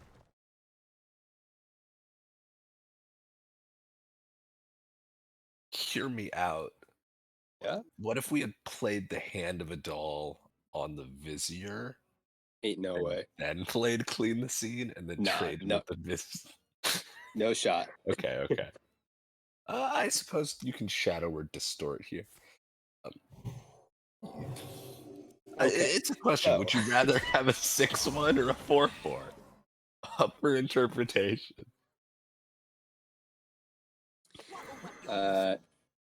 We are here now, and this 6/1 is thriving. Since there is no 4 Kel'Thuzos in hand that could possibly kill it. Disco Ball. Yeah, Disco Ball with so many minions for all these 1/1s. Yeah, that is. And there's something. There's no Viper as well. So I mean, you can just juice that. You can just hold that weapon out there and juice it. Yeah, it is definitely something that's sort of spooky for the priest in this matchup. When you see that large Disco Maul from your opponent, it turns any minion that sticks into a threat. The flip side, of course, is that if you have that Disco Maul and you're juicing it, you then can't really do the Horn plan. So there is a bit of friction there. There's also still 2 natural Disco Mauls in the deck, so we may see like this Disco Maul just a small buff, push a little bit of damage, and then a future one get really juiced.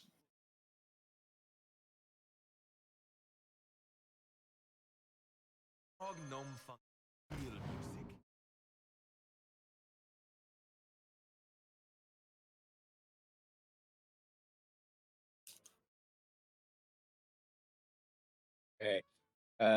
Yeah. Here though, of course, the Horn of the Windlord is looking to be quite a bit juicier than playing out the Disco Maul. Disco Maul, of course, that game plan would sort of force them away from possibly ending the game earlier. So it's likely that they just slam out Horn of the Windlord quite soon. They can kill off this minion and then hold it afterwards. Yeah, especially with the second Horn drawn. There's a lot of incentive to just get something down and start swinging.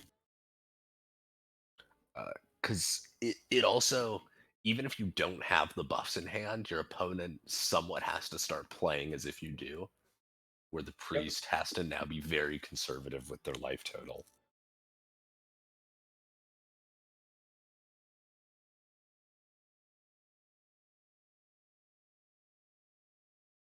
And I mean, it's quite possible that we'll draw into another one of the buffs quite soon, and that might just end the game very quickly. Okay, choosing to use 2 of the attacks and not hold back one of the attacks. I think mainly because they have the second Horn of the Windlord in hand.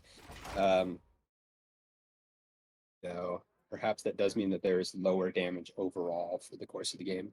I mean, I don't think so, because having 3 attacks versus 2 attacks on Horn doesn't really make a huge difference, especially when you already have like a Disco Maul in hand, so you're not super worried about maximizing weapon swings over the next few turns.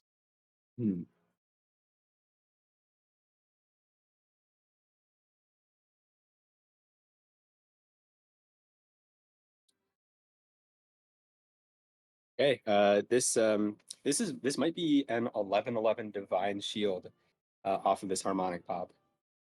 In a second.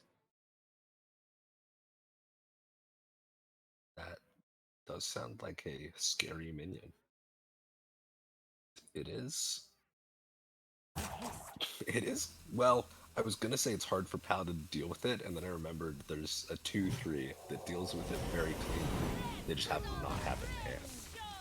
There's also an 8/8 that is in their hand that kind of deals with it. There's also a weapon that makes it back in, that removes 8/8. There is a weapon that.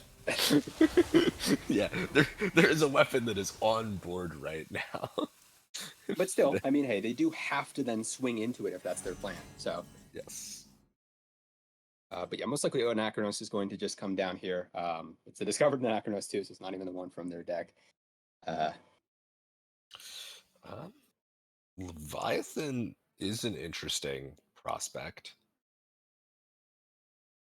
Oh, interesting. Setting Okay. up draws.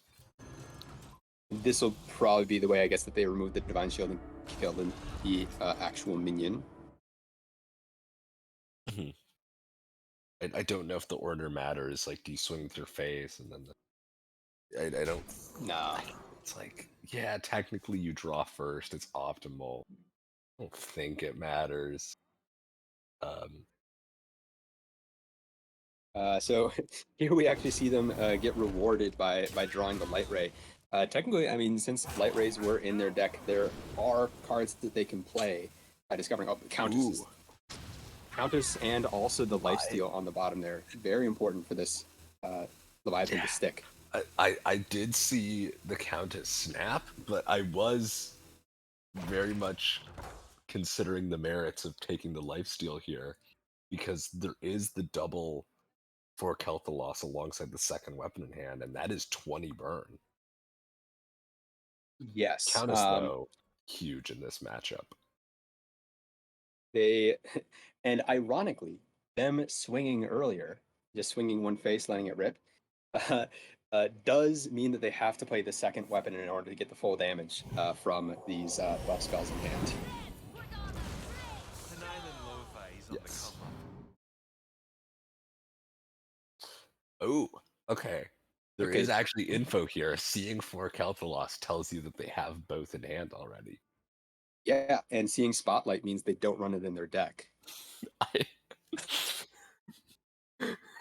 I think once you exit Bronze 5, you are going to see Spotlight on most of your hipsters against Paladin. Okay, choosing to take the board clear. I mean, they already have a couple board clears, but yeah, as many as they can get. We're probably going to see, in this case, Swagoi just play out a couple cards, play out this this Countess, and then overdraw one is fine. They could play Countess first and then the Silverhand Recruit to not overdraw one. I do think the Legendary Invitation is a little better than the average card. Yeah. And they do know, of course, that one of their lifesteals is on the bottom, so there's only a 1 in 8 that they overdraw the lifesteal specifically. Isn't it 1 in 9? Oh, yes. Because they don't know one of the cards in the bottom 3. I'm here for color commentary, not correct color commentary. Valid. Yeah, I mean, this is likely going to be a maybe just cannibalized here. Cannibalized put out some minions, some counter pressure to the legendaries that are about to completely destroy you.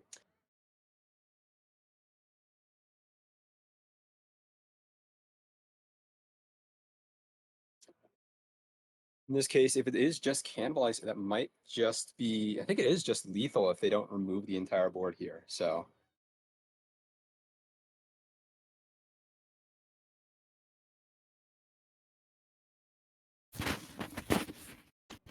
okay, because they could go location to buff up their 3/3 and then okay. In this case, yes, clearing off the entire board. Play the Mind Eater. And it could still be lethal here, depending on. Yeah.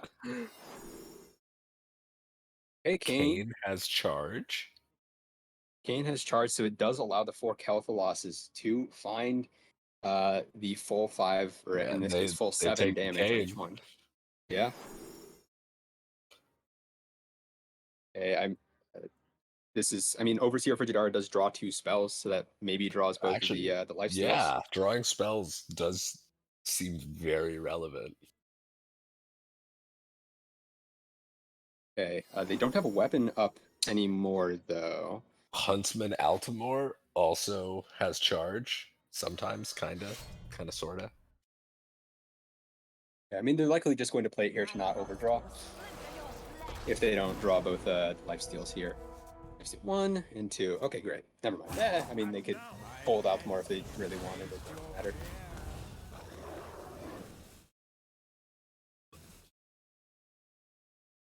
I don't. I didn't know that it was called that. I was just gonna say Leok, and then oh, that's what. Its voice cry, I think, says all 3 of them. I don't play with sound on. That would Okay. be why. Misha, Puffer, Argast. Yeah. Oh, it's Demon Companion, where it's just the like misspellings, where it's like Yeah, Kolek instead of Kolek, Leok. yeah. Yeah, for some reason I was like, Luffa. oh, it's Kolek. No, that's not Kolek. That's Barghast. Ooh, okay, if this pulls Kane, it does not. Does not. Oh, this is gonna get rid of the Anachronosis deck then. That is not meaningful, but yeah. Okay. Okay, I mean, so the important thing is really just 12 plus how much is this? 12 plus 18. This is Leith. Kane, Horn, Kel'Thalos. Right? Think so. Because Kane goes up to 10 attack, and then Kel'Thalos puts the weapon at 9 oh wait, nope. Kel'Thalos puts the weapon at 7 attack, so it's 26. Don't listen to me. Oh, bad. okay. Right. Yeah, it'd be 14. I'm bad. Yeah. Okay. Well, I mean, yeah. Yeah, it's most Setting most likely just opponent going to to be 2 is tempting because you then just have double feast the following turn alongside Horn. But this is much safer. This locks up the game more. Yeah. Now you just go Kane, feast, Kel'Thalos. Yeah. And your opponent's dead. Extremely Giga Dad. I like pushing the 3 here. Giga Chad. Push the 3. Okay. I mean, there is a Muckborn Servant, so removing this with a card that's not in their hand currently, alongside this Muckborn Servant, will prevent none of the damage because Kane ignores taunts, dummies. 1 sec. It's just lethal. Oh, there is Armor Vendor in the deck. So I was going to say I believe it's exactly 35 if my math is correct. If they get above 35, how they can out heal it. Cold Feet? It's so it's If you Yeah, play 26 plus Cold 7, Feet, but- you're not dead? I think you might still be dead. Yeah. Okay. Sad.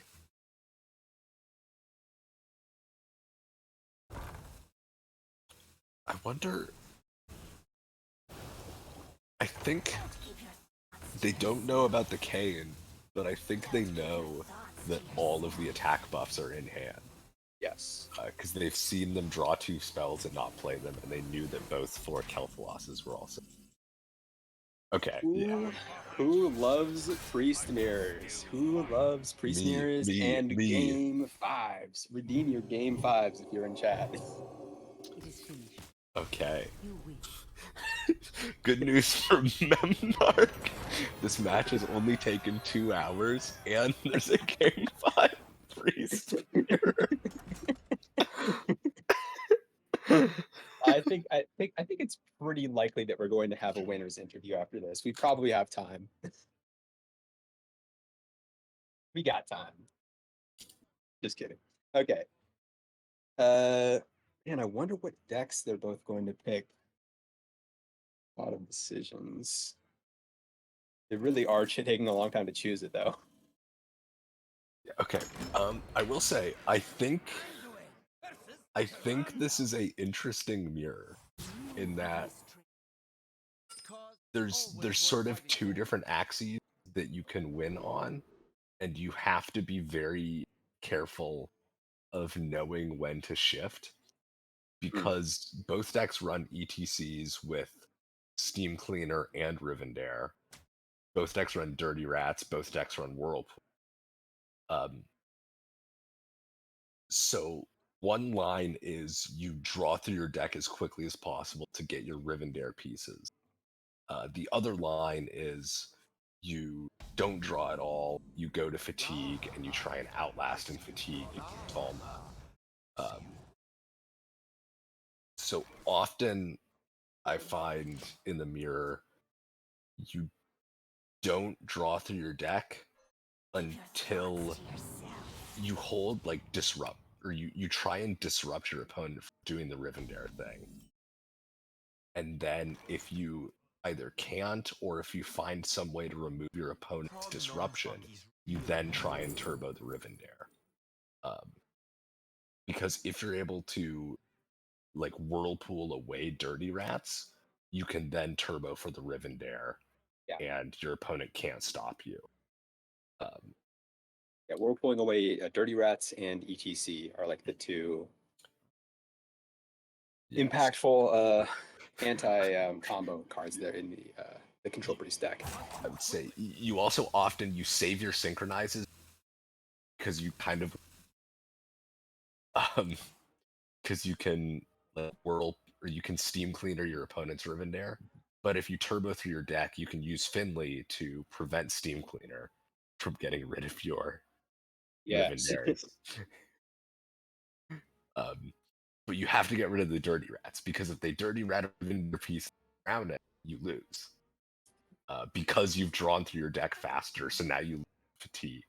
And that's the issue, is that if you get disrupted, you've now lost in the Fatigue race. Which is why you have to just be adaptable. There's a lot of like hand reading, there's a lot of almost mind gaming that you have to do, of like when you play your disruption, etc., etc. I've seen it go to turn limit sometime if both players are able to disrupt the Rivendare plan. Yeah, I mean, this feels a lot. I'm gonna say it. This feels a lot like the Quest Priest mirrors from back before, of like playing around Shard from deck. When do you shuffle in Shard? Yeah. I know I had some games where I was playing non-quest. My opponent would shuffle in Shard, and I would steal it with a identity theft before they were able to draw it. It was like, why did you play? Why did you shuffle it there?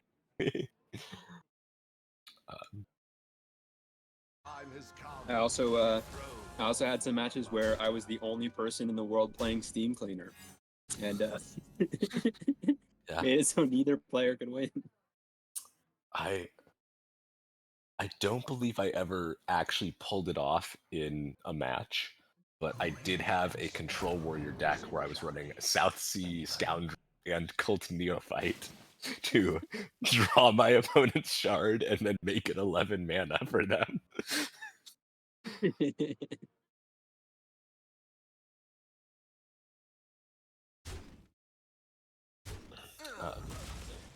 Okay.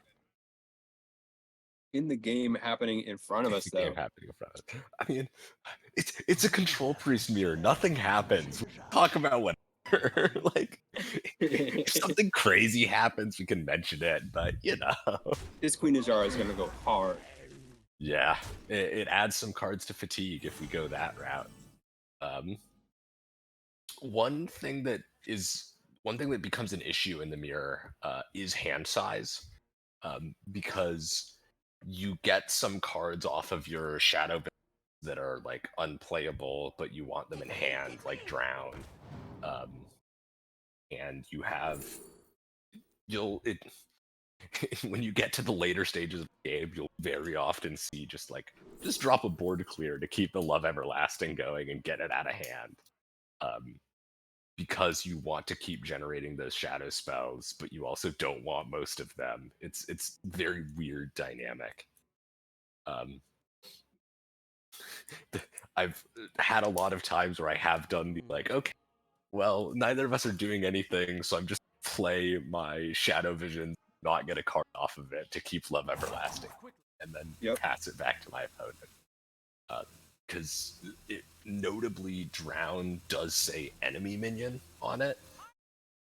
So when you get to that fatigue stage, you can't play minions, or you'll play minions and then kill your own minions so that your opponent can't drown it. Yeah. Which Dirty Rat then becomes incredibly strong because you'll Dirty Rat, drown the minion that you pull, and cannibalize your own Dirty Rat all in the same turn.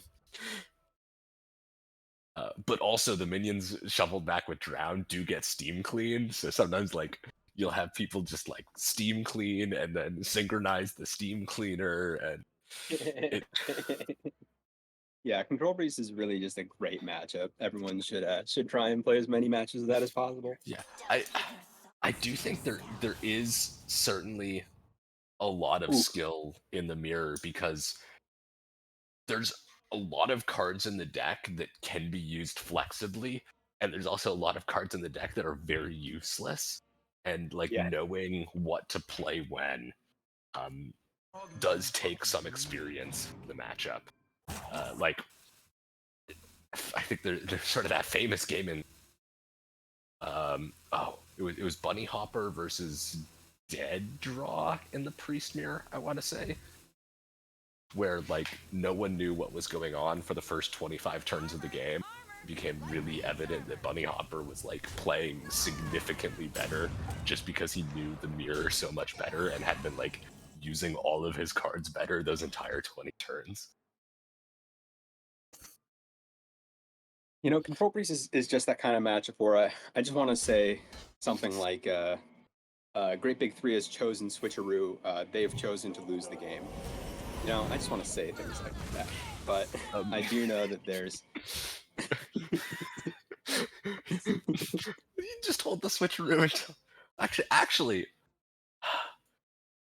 we can say that, but I don't know if that's true, because I think you take Switcheroo if you're going for that more accelerated Rivendare plan, and I don't think that's a bad idea on their part, partially because their opponent has Azara and they don't, and Azara does provide a significant leg up in that fatigue race because you can very easily shuffle additional cards into your deck.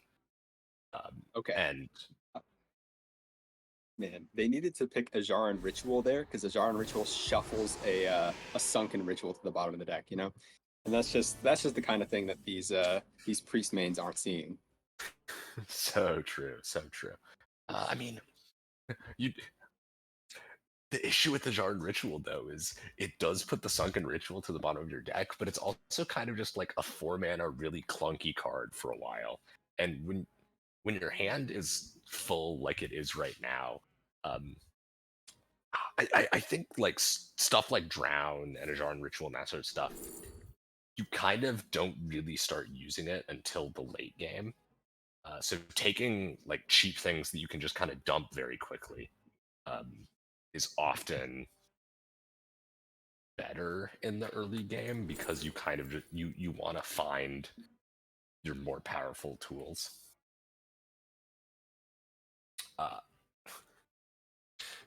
I'm going to be very unprofessional and run to the restroom very quickly because Oh, no problem. I think this match is going to go long enough.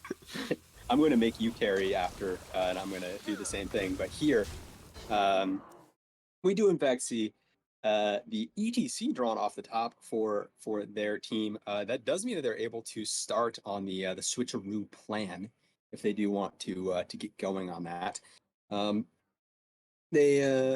They do have, of course, ways to shuffle into the deck there.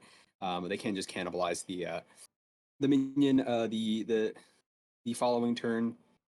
Wait, nope. I'm capping. They can't cannibalize anything next turn. They can, however, play it and synchronize it, which would certainly allow the opposing team to also synchronize the Rivendare and just make the entire thing a terrible mess. And yeah. In other words, we're going to see a lot of nothing from this priest hand over the next couple turns. They don't have any actual proactive plays. They have just a bunch of spells. We might just even see them play out this coin and do nothing for the rest of the turn. Or okay, Harmonic Pop is very similar. I will say in this matchup, I don't think you play the Rivendare unless you can both. You need to not only kill the Rivendare the turn you play it, you need to both kill the Rivendare and draw all of the Rivendare and draw all of the guys off of it the turn you play it. Before I think you consider playing Riven in this matchup. Or kill off the ETC. Before they've played the ETC, before they've gotten a Steam Cleaner.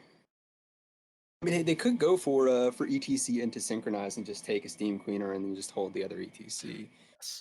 Yeah, I want to say that that's often the line that I end up taking in the mirror is the first ETC gets Steam Cleaner, the second ETC gets Rivendare. Yeah. Sometimes, often, wait until you can play both ETCs the same turn, and then you can't get whirlpooled either. This is an ETC without a synchro Wow, on it. They're just So, going for it. Just forgoing the Steam Cleaner. No Steam getting cleaned this game, just Rivendare. Okay, they're banking on their opponents never drawing ETC and not removing this one so that they can whirlpool it with the whirlpool they don't have in hand. This is going to be an interesting line here from from Great Big Three. I don't think you're very worried about your opponent. I think you're a lot more worried about your opponent's Dirty Rat. Once you've decided to go for the Rivendare plan, I think whirlpooling Dirty Rat is like #1 priority and #2 priority and #3 because it's the only way you lose. You can get Theotard, but you're going to have 9 cards every turn, so the chances of Theotard hitting are pretty unlikely. Yeah, I just think like I feel like the fact that they play the ETC means that they're probably going to go for it to try and play around Dirty Rat sooner because they don't have Dirty Rat. They don't have a way to kill Dirty Rat or a way to whirlpool Dirty Rat. So yeah, it looks like they are going for it and they're gonna coin out some way to kill it right now. Just going for it, and you don't see an immediate response on the side of Sugoi, but this is probably game losing. Yeah, I'm not a huge fan of the line. We will see how it plays out, but I'm very much not a fan of this line. Yeah. Because as soon as Sugoi finds ETC or finds that one's not infused. Why does it cost 1? As soon as they find even a what is it called? Not Molestar. The 1/3 Sir Finley. As soon as they find that, they can also get their ETC from the bottom of the deck. So from whatever turn they find Finley or ETC, they're going to get Steam Cleaner very soon after. And I don't think they're going to find the pieces before that happens. Okay. All right, now, now they're gonna just rip Finley next turn. All 3 horsemen are gonna be in hand. I calling don't know. They might go for switcheroo. Switcheroo Get in more Tide Stones. when in fatigue. You have to hold this one until after you've played your steam cleaner, though. Otherwise, it'll get rid of the spells. Well, if they Sir Finley it down to the bottom, it's going to get rid of it anyways. So I don't know, man. True. Yeah, I don't know. Oh wait, no, they It's tough. shuffled, right? Didn't they shuffle after they put the ETC on bottom of deck? So Sir Finley wouldn't Yes. guarantee it. Oh, that's unfortunate for them. True. It does mean that both ETCs are now potentially, as opposed to just one ETC.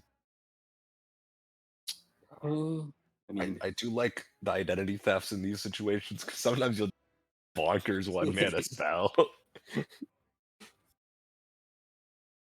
like 1 mana scourge. Huh? Don't mind if I do. oh, what? 1 mana life from death. They didn't see that one. That one's a good one. Okay, rip the Finley. I don't know. Love Everlasting's a pretty good hit here too. Switcheroo. Love Everlasting, Switcheroo, then Finley. Yeah. That's okay. Well, this is clean. This is They fine. are ripping They'll the certainly Finley. only get 2 pieces of ribbon there here. Oh, they actually only get 1 card. Okay, they're sending down only 7 cards. And there's one. No, there's the Finley. Oh no. Alas. Okay. Hear me out. Okay. 6 mana Whirlpool. Mhm. Play your Love Everlasting. Then play your whatchamacallit, some Mind Eater effect. Get one of the Riveneer pieces. Play it, and then 4 mana Whirlpool. Easy. Okay. You just want to draw cards. Understandable.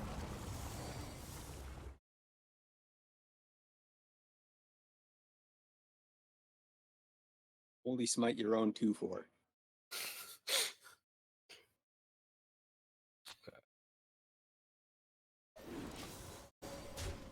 Okay. Well,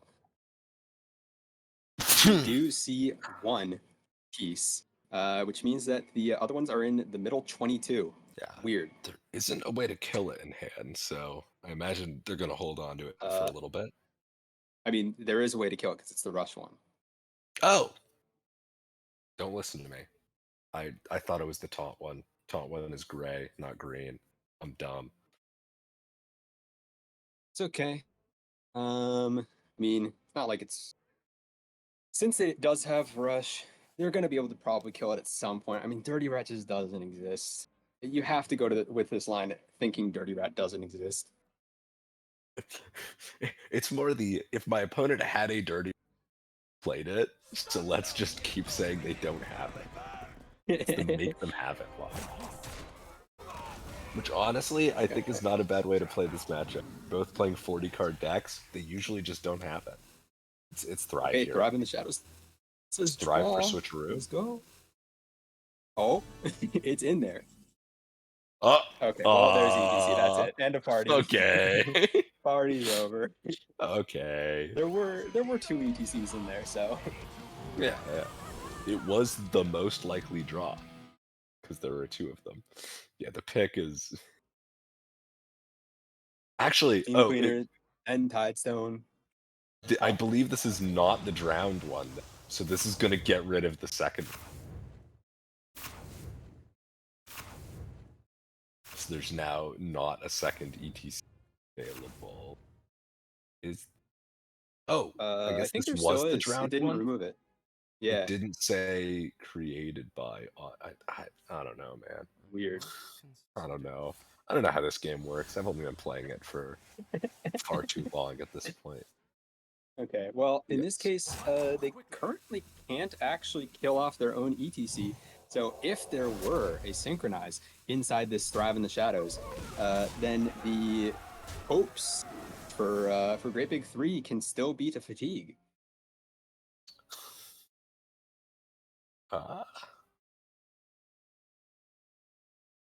I don't Actually, no, know. they could just Whirlpool.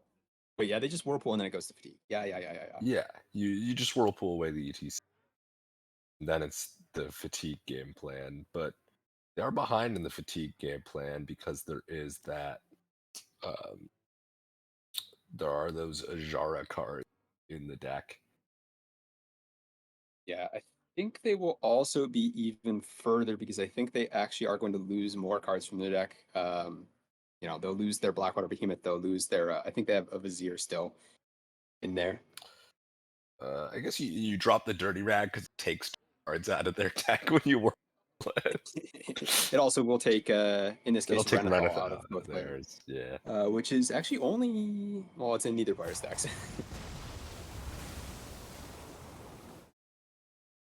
Oh, okay. This Life from Death now costs 1. That's huge. It means the mana symbol is no longer green. Huge. All right. Have we now entered the stage of the game where you start killing them?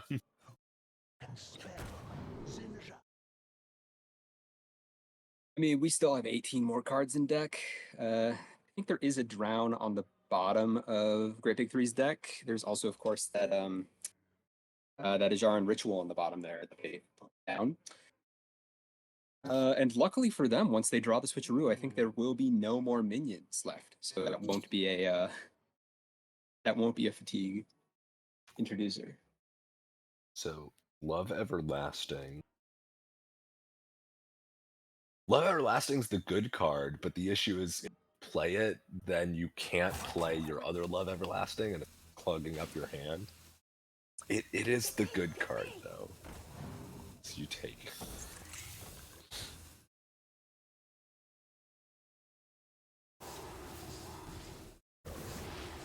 Okay. News from the grapevine for all of you THL fans who really wanted to be up at this case, be up at like 1:30 a.m. Eastern time. Unfortunately, for all of you guys, Molstar and Memnarch are not going to be playing after this match. No. Although I do have news for all of THL fans who want to stay up anyways. There is a 24-hour charity live stream going on as we speak. Keep watching this stream, but when we're done, tune into the 24-hour charity live stream hosted by THL, raising money for the Trevor Project, a great charity. And extra stakes added on. I mean, I haven't been able to watch the stream while casting this, but there was some progress made on the pledge that 3 THL members, Milo included, made for playing a certain Druid deck. $5 for each of those 3 will be 1 for every single time that deck wins on ladder. And right now it's at 3 out of 10, I believe. So $15 from 3 different people, $45, up to a total of $150. And let's just keep using their money, please. I agree.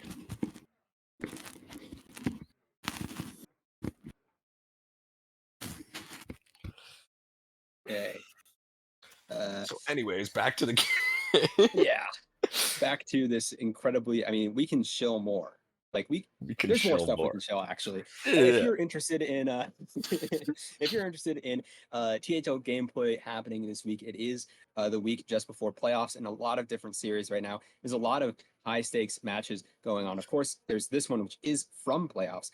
That match, Molstar versus Memnarch, that is going to happen is also very impactful as the winning team from that one is going to be the team that makes playoffs from that conference. Yeah, of course, there's also a lot of hero and pro matches happening because they doubled up the weeks. So a lot of results in those series. Indeed, indeed. There's a lot of mind goblin going on right now. Yeah. I mean, these are really E-Tang a lot of cards, and they're going to continue E-Tang a lot of cards because this fight over me is going to send it right back into Sugoi's hand. Wow, don't they love more draw? Just yeah, take this cathedral. Yes. I swear, half the pre just 3 board all at full charge on both sides. Because board space kind of doesn't really matter. Like, obviously, don't play 7 cathedral, and you're gonna run into problems. But you know, Yeah, I think it would be pretty rare to even find that many cathedrals. I mean, this whirlpool doesn't do anything. Dissonant pop, sure. More ID theft, obviously. more ID theft.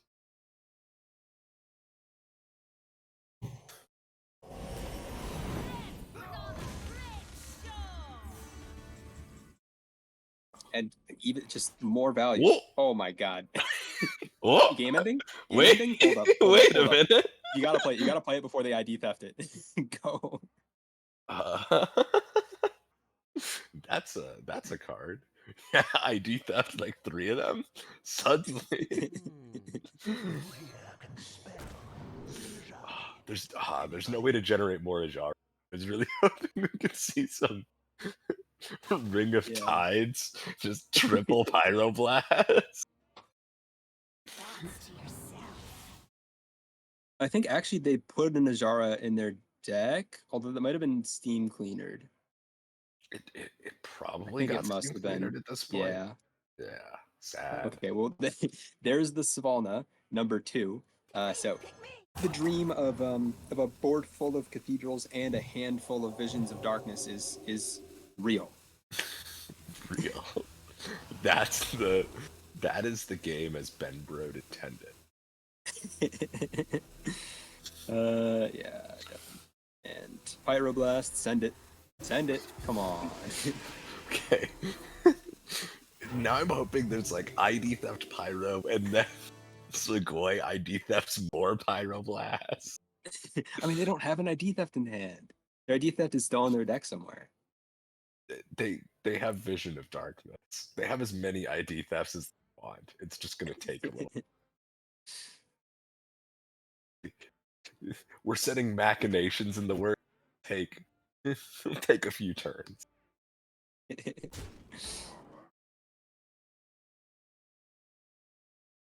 What? The board got cleared. I thought for sure this school teacher was gonna live. Maybe this one with clear conscience will live.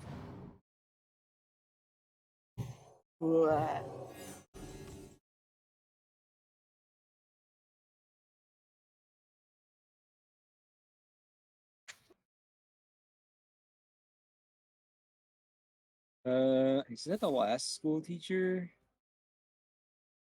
No, there's still one left in Sugoi's deck, so Okay.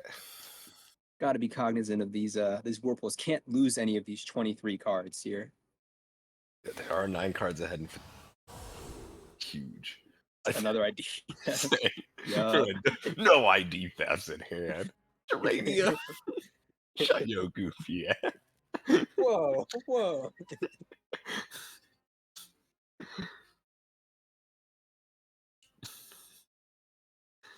I mean, like, taking it...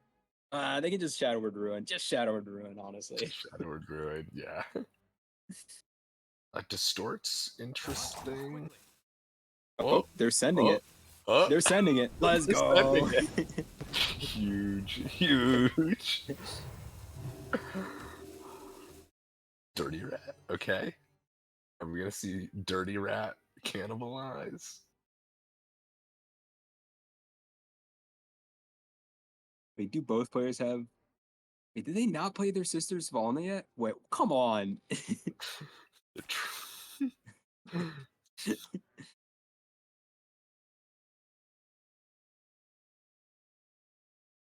Mark of the Wild is big. Okay. Surely Small No will come down point. Like right now? Question mark. I listened to you before he was cool. Okay. I think they're on the never play Svalna plan. Obviously they have enough value. Their hand is full. See? Clearly. Oh, this is huge. Huge minion. 2 1/5s. Insane. Now This the will shadow. end it. No, they died a shadow cord just No. pick by Sukhoi versus the 1/5 Kyrian. Unfortunately, they're just gonna dissonant pop. Come on, guys. Aw, sad.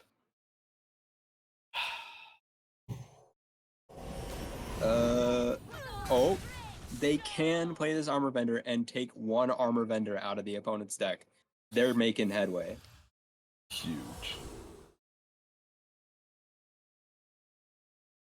They're obviously gonna take Defin. I mean, they've come this far. Yeah. Yeah. And then deafen the armor vendor.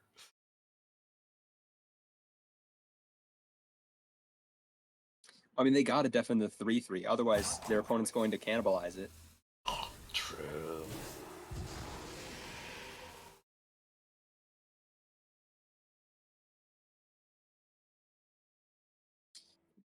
Okay. There's Dirty 2 Rat. 6-drops in On hand. that. There's 2 6-drops in hand. There's one that I want them to play, and there's one that I. Yeah. Whee! Yeah.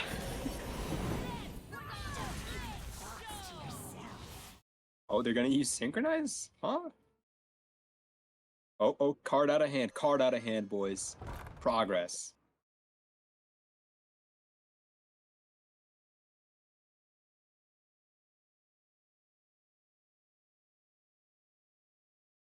Okay. These Psychic Conjurers are important because their opponent isn't gonna have cards in deck forever.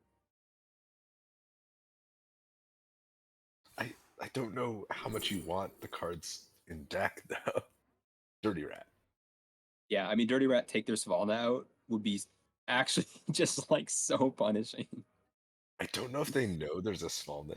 Also, they have a Svalna in hand still. Wait, oh, there's also wait. Svalna in their deck. Okay. Oh. Never mind. I this Svalna got generated then? Yeah, I think it was off an ID theft because I think they also have a Svalna in their deck. Okay. Yeah. I was gonna say it's like they might get rid of the Svalna, but they also have a Svalna in hand, and like you can just generate the vision itself. You know, there's a lot of ways to come back from getting your Svalna taken. Huge Shadow Cord Distort there. Yeah. Okay. There's a Love Everlasting. Please play the Svalna. Yes. What Created by now? Oh my god. Wait, so they synchronized a Svalna and waited long to play it? Yeah. Ooh. Oh, another Love Everlasting, actually unplayable. Yeah, literally unplayable. I mean, they can just hold off and not play a spell for a turn. Can't have 2 Love Everlastings at once. Hearthstone taking a stance at Emery. Okay, I think There they are took a no Svalna more out of both players' decks. Svalnas. I think half the reason that is get the Svalna out of your hand. You're intentionally discarding cards. Okay, and now we're gonna start seeing Vision of Darkness. Back and forth. Cannibalize. You guys are low on health. Come on, guys. Well, it's also it's never either of the other. The other two are. I guess Whispers is dumpable. Come on, cannibalize. Please, dude. Please. You can't. No. Wait, it's yellow. You have to take the yellow card. It's yellow. It's yellow. And you know what? The card that that costs 1 if an undead has died last turn. That would have also been yellow. So True. That would have been a great pick. What are the official THL rules on turn limit? I don't think we're going to go to turn limit because I think you know, we've got time. I'll big just look. three are, yeah. I think big three are they are going to die to. Yeah. But hypothetically, if there's a lot of drowning that happens, I believe it does actually get replayed, but no, let me check. no, isn't it? That's only if both heroes die from damage. I thought it was. In a game that goes to the turn limit, the player with a higher life total receives a game win. Yes. If the life total is equal, the game is replayed. Well, I think there's a large discrepancy in the life total right now. Also, I believe importantly, it's life total including armor. I want to say at one point the official rules didn't include armor, so you would have like control warrior mirrors that hit turn limit, and one person would have way more armor, but would have like taken Fiery War Axe chip earlier in the game. Astalor, okay. Yeah, Astalor is big. It's not. Probably gonna see. I know. We're gonna see the synchronizes. We're gonna see the cannibalize. Actually, Astalor is big, but not for the team that plays it. I mean, hey, you play Astalor, you double synchronize it, you light it, burns it.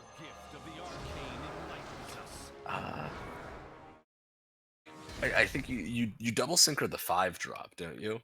Like that's the good one. Oh come on, you need the damage. See, these guys get it. The 2 damage pig. Yeah, I mean, we're going in. I suppose the 5-drop might be, but there is plenty of time to get to that.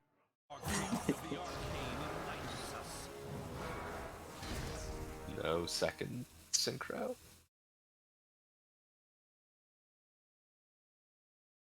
Now's gonna be the moment of truth. Which one does Sugoi double synchro? Ah, okay. They are gonna kill off the 5-drop.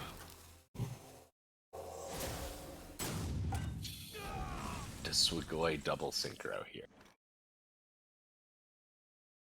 But I think they have another Insta. synchro still on deck. Yeah. Insta synchro.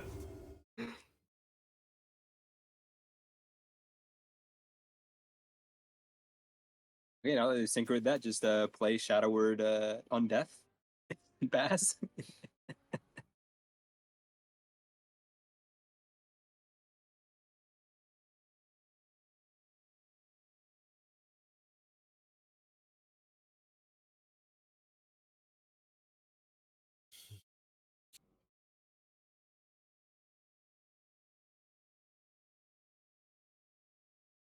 Yeah, I think that is what they're actually going to do.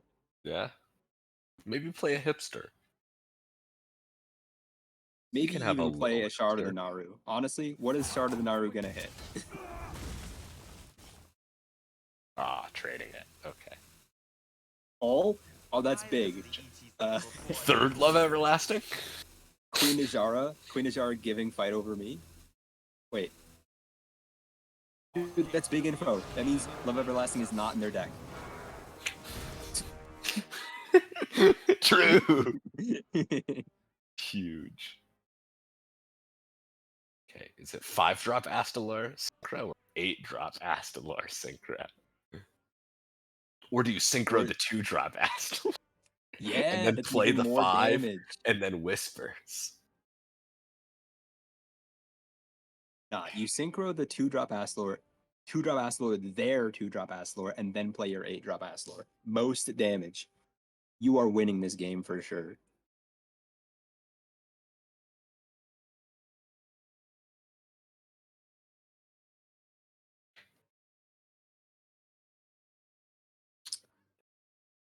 Actually, Geranium. In addition to all of the excitement happening with the 24-hour stream, there's another important holiday going on that I don't think we've mentioned. How have you been enjoying a Fortnite week? Fortnite with Fort? I am very much looking forward to the announcement coming tomorrow about Fortnite Week, about the new CEO of Fortnite Week. Yeah. There's probably going to be a lot of good content coming out.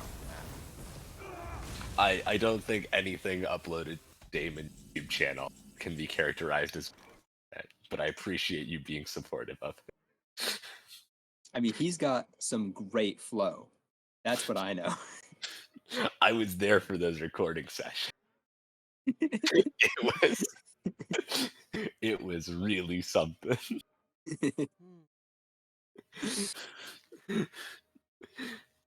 Dude, I thought you were gonna say like Tu Bishvat or something. Okay. I don't know how closely you've listened to the track, but I do make an appearance on the ad. Oh yeah. You say yes. Indeed. Don't worry, I've listened to that on loop. I know when you add them. Good.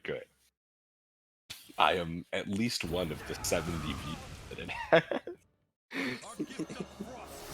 Oh, they're allowing their opponent to synchronize their Astalor. Ooh. I mean, their opponent could synchronize their own Astalor. This matters. Yeah. I just keep telling myself that. I mean, this is important for Drown, which their opponent hasn't found any of. So. And has also not generated any of. Yeah. Mostly because they started generating off of visions super late. Indeed. Oh, well, this is actually crazy. They're just gonna fight over me both Astalors. Wow. Oh wow. Yeah, this game might end faster than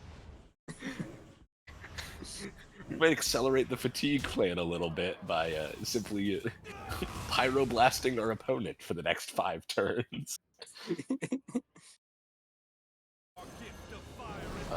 Cannibalize does go hard. Having Cannibal does go hard against Astalor. I imagine this turn we'll probably Cannibalize, followed by the 8-drop Astalor. Yeah, this is gonna be ping-ponging Astalors back and forth for sure. Well, I mean, actually, there isn't a large removal on the side of Sugoi. So they can't just, like, cannibalize back or anything. They are at a much higher health total. Oh, never mind. I just spoke too soon. Okay. That was an interesting play. What if we did the same thing? Okay. Do we want to take the prediction on the exact same play happening 3 turns in a row? I think that's pretty clearly gonna happen, yeah. Now, can we claim a draw based on and force the players to regame? No. That's only if Sugoi does the exact same thing back. It's repetition from both sides. Ah, okay, fair. I mean, in this case, Great Big 3 is gonna be on 10. So it's gonna be, yeah. I mean, they don't have any more healing in hand either. Yeah, I mean, I would agree with you. I don't think it's going to fatigue anymore.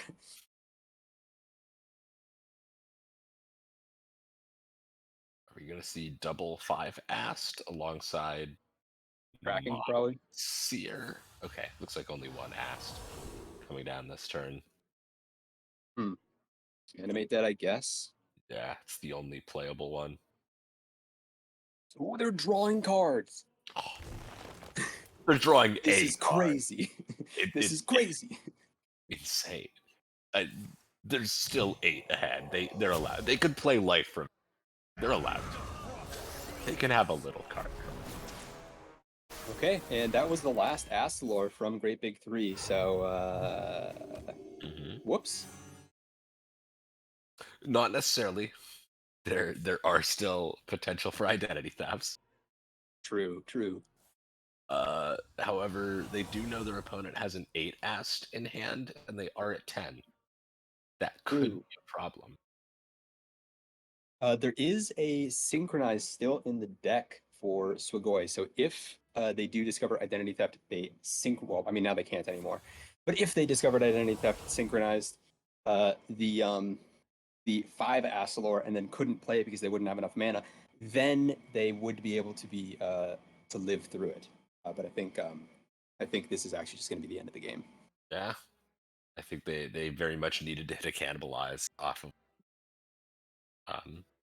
I don't know if there's anything in their deck that they can trade into that saves them.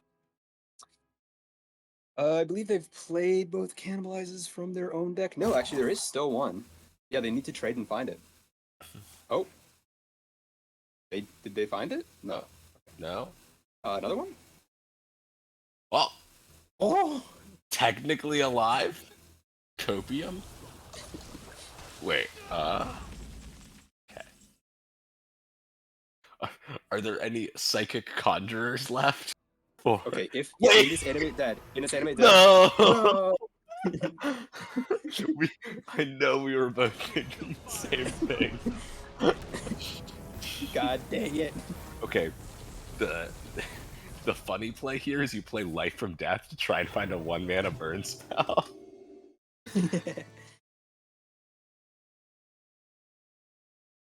To find the to find the light it burns, to deal 1 damage to your guy to then mind sear it. Unfortunately, not enough mana to do that, but No, you have to find an Ajara damage. Because there's a few spells we don't know yet. Sure. oh, actually, are there? There's the fight over me. Yeah, There's the Pyroblast. there's tracking. There's tracking. There's the Mark of the Wild. Yes, and there's one more. Maybe. Another Astalor. Wait, there's What? an Astalor in Wait a deck. second.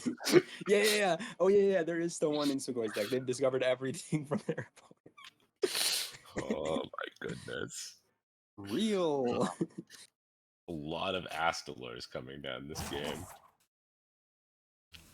This is the game. Okay, so The game is Uh, good, man. yeah, I know. I do know Monster this. has 2 cards left in deck. Not Hero Power. Another synchro though as well. There's the Mark. Mark of the Wild is here. Okay. Wait a second. Harmonic Pop, Mindseer, Astalor. Yeah. Wait, but then you're leaving an Astalor on board, and they can. And they can Is it- synchro it. Is it Astalor, Harmonic? Well, actually, I guess killing your I own don't Astalor think would that. kill your Yeah, own. I'm pretty sure that even if they steal this Astalor and play it, it does not matter.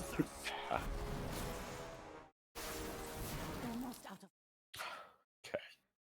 Okay, and fatigue gonna happen soon. The last 2 cards are 2 Shard of the Narus in their deck. Is there an Uh, out here? They need to Vision of Darkness to find another Cannibalize?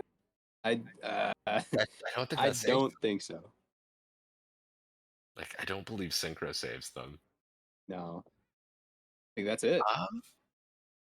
I guess technically Synchro saves them. Wait, no. They don't. Yeah, they're still dead even if they have the 5/5 on board. Yeah. Yeah. That's Okay. And That's it's game. gonna be 14 damage with 13 health left. And Swagoi reverse sweeps over this terrible Priest. Obviously, Priest is the worst deck in the metagame. It even loses to itself. True.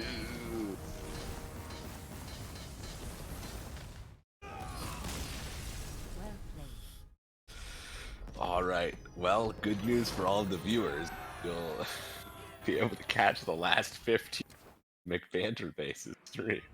Or not, Corvette stream before McBanterface starts. Well, actually, before that, I do actually think, by the way, there is a. I think there's a time delay, so I think actually by the time this goes live, it might not be. yeah, by the time But also they hear our voice. Stay with us. We might be Stay trying to with us. get Yes. Swagoi boys on the phone here for an interview. They are West Coast, so it's only 9 p.m. for them. But yeah, that was a crazy match. Swagoi now is well, there's only now I guess one collegiate team left, I don't know if you count Segoy as being collegiate. No, not Bamity on CMU on man, I forgot what CMU stands for. Why do I forget that? Carnegie Mellon. Nope. No. Wild9's on the pro team. I don't remember. Oh. Cheesemongers United. Cheesemongers United is the trios team and the pro team. Not Yes. Bamity on both, and that's kind of a collegiate team. Kind yeah, I will say, Molestar also the most,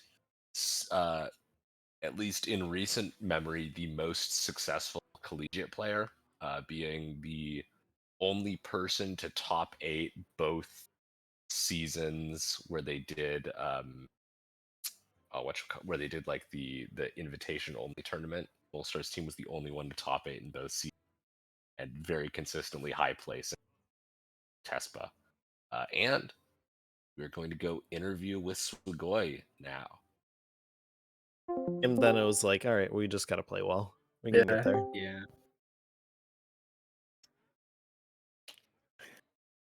Congratulations on the victory, fellas. It did take a little while, but we got there. It did take a while. That is true. Don't worry, we spent plenty of time looking up what the rule was in case of a tie. So did we.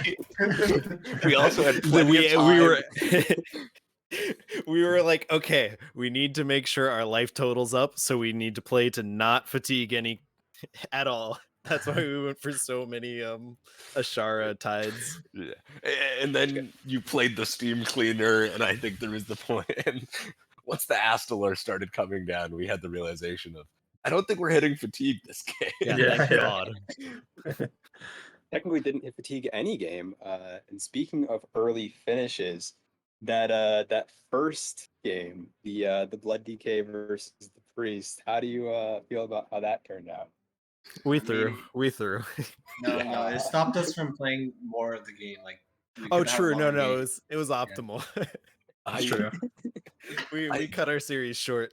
I want to say there was a potentially winning line on that final turn. If you started with Ruin instead of Mic Drop, you would have been able to kill Oh, off you're right. all 3 of the horsemen. No, it would. Oh, It would have been a game. yeah. Yeah, if we drew, yeah, They were trying to 'cause figure out we- how to get enough mana to do both, right? And we couldn't figure it out.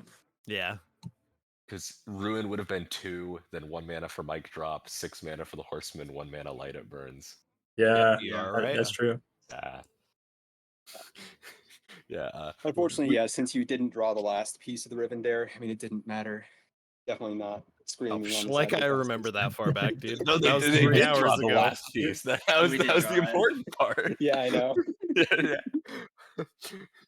We were commenting as soon as we saw the Scourge in hand. We were like, okay, surely they're gonna wait till they have a silence before they play this, right? Sure. Nope, we forgot about the card. No, it never happened. Yeah. Happens to the best of us. Exactly. Hey, we still pulled Yeah. out the W though, so it didn't matter. I'm sure this was your favorite match to commentate ever.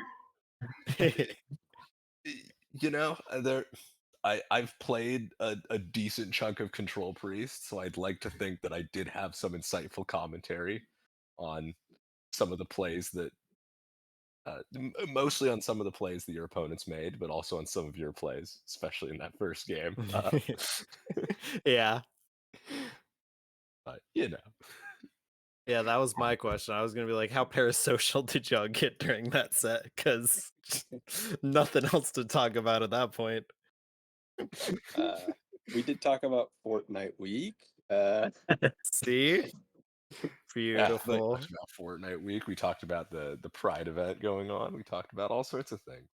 See, we're a good advertisement for y'all. Y'all should have us do control mirrors more often.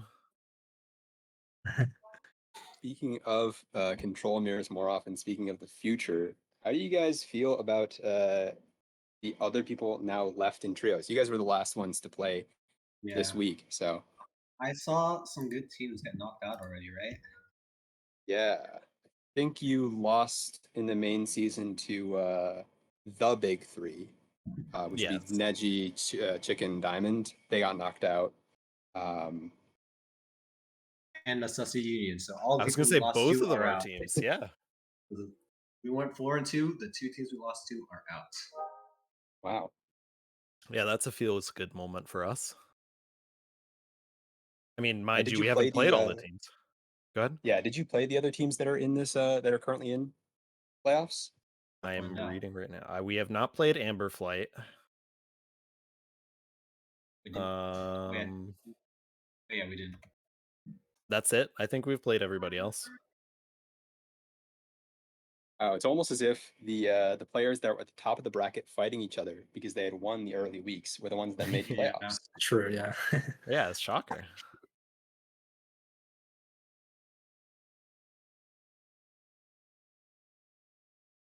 Well, I'm sure we'll see more control mirrors in the near future with that. I guess I will ask, how much experience do you guys have in playing that priest mirror? Because I know I've played it. There was a few like days where everyone was playing control priest on ladder, so I got to play some of them when I was playing it, and it does seem maybe not Different. the most skill intensive matchup, but I do Yeah. think it there is a lot of decision making that ends up going on. I I think feel like go ahead. my take on it is like it's different from Control Priest from like other expansions, just because it's more minion based. Like you don't have like infinite removal to like remove all their like threats that can go face like afterwards. So we can definitely copy some stuff. So it's a little bit different. Yeah, I feel like the big skill difference is knowing how to play for a win versus being able to consistently play for a tie. Because I've played 3 mirrors in Control Priest, and all of them went to turn 45. So I feel like with Mole being very good at control decks in general, our team being able to find a win in that match was good. Yeah, we were in our element, I would say. Yeah. Interestingly, I don't think I've had a priest mirror go to a tie yet. All of my priest mirrors were power chord synchronizing dirty rats, to be fair. They Yes. started it, and then it was like neither of us have cards that can win the game anymore. Yeah, that is what I found is there's sort of almost the 3 different axes of like you can win with Rivendare, you can win with Astalor, or you can win in Fatigue. And the issue you run into is that you're kind of using the same tools for all 3 of them. So you have to be very adaptable of knowing which one to go through or go for in any given situation. Because if you try and go for a Rivendare win and then you get disrupted, suddenly you're now like 9 cards behind in Fatigue and you kind of just lose.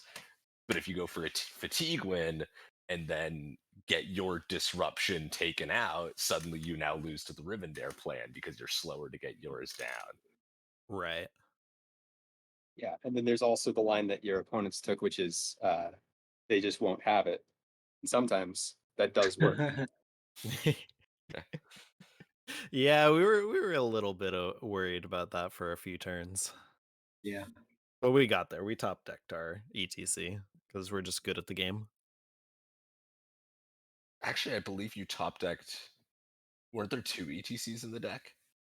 Correct. We top Yeah, decked one of the ETCs. I believe you other top decked ETC was on their the bottom. ETC because it didn't.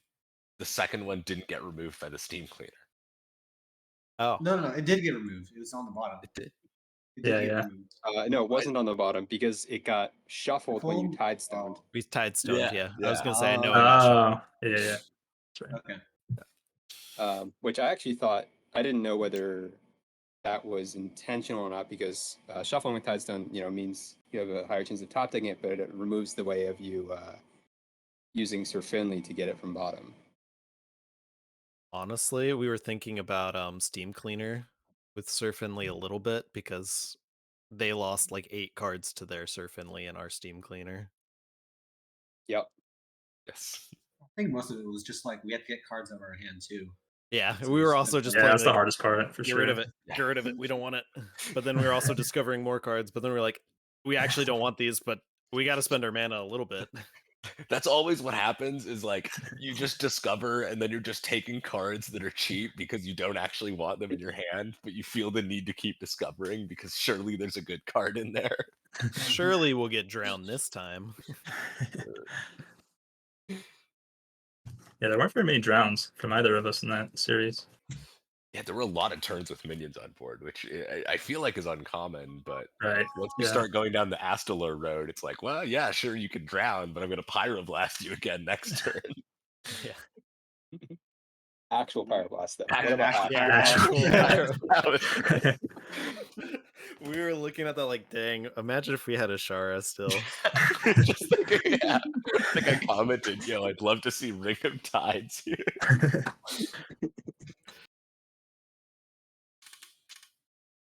Well, it's it's getting late, so we won't hold you Mhm. guys too much longer. But yeah, congrats again on the victory. I think you guys definitely earned it, and best of luck going forward in trios.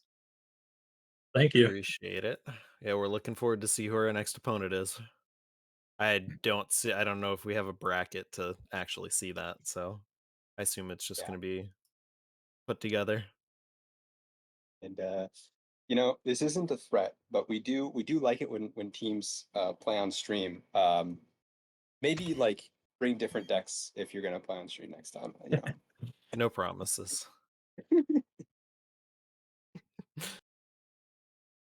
All right. Well, y'all have a good one. And GHL is going to have a good one as well. With now Corbett's stream will have ended, and it will be Mick Banterface streaming in the 24-hour event.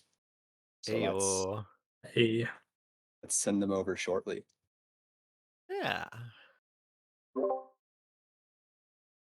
right. Sounds good then. Have a good night, everyone. Thanks for the games and thanks for casting and thanks for playing on stream. Yeah, no worries. Now, Yeah, have a get good out of our night. voice panel. This is ours. This is our territory. Are we still live? I hear you got a problem.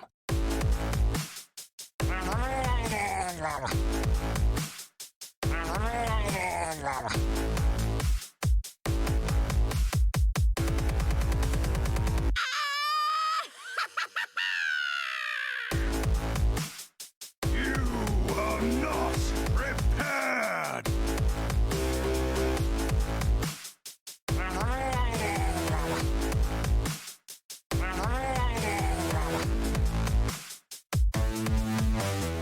Another round?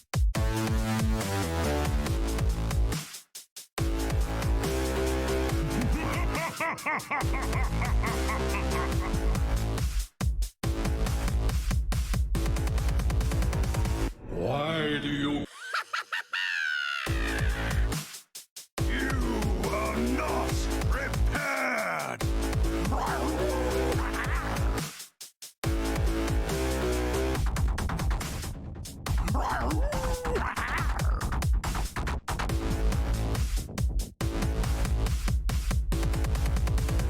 You are not!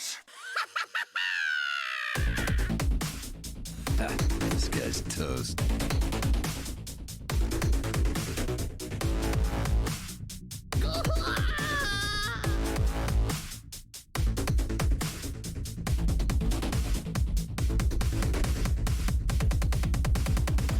Leroy! Not prepared!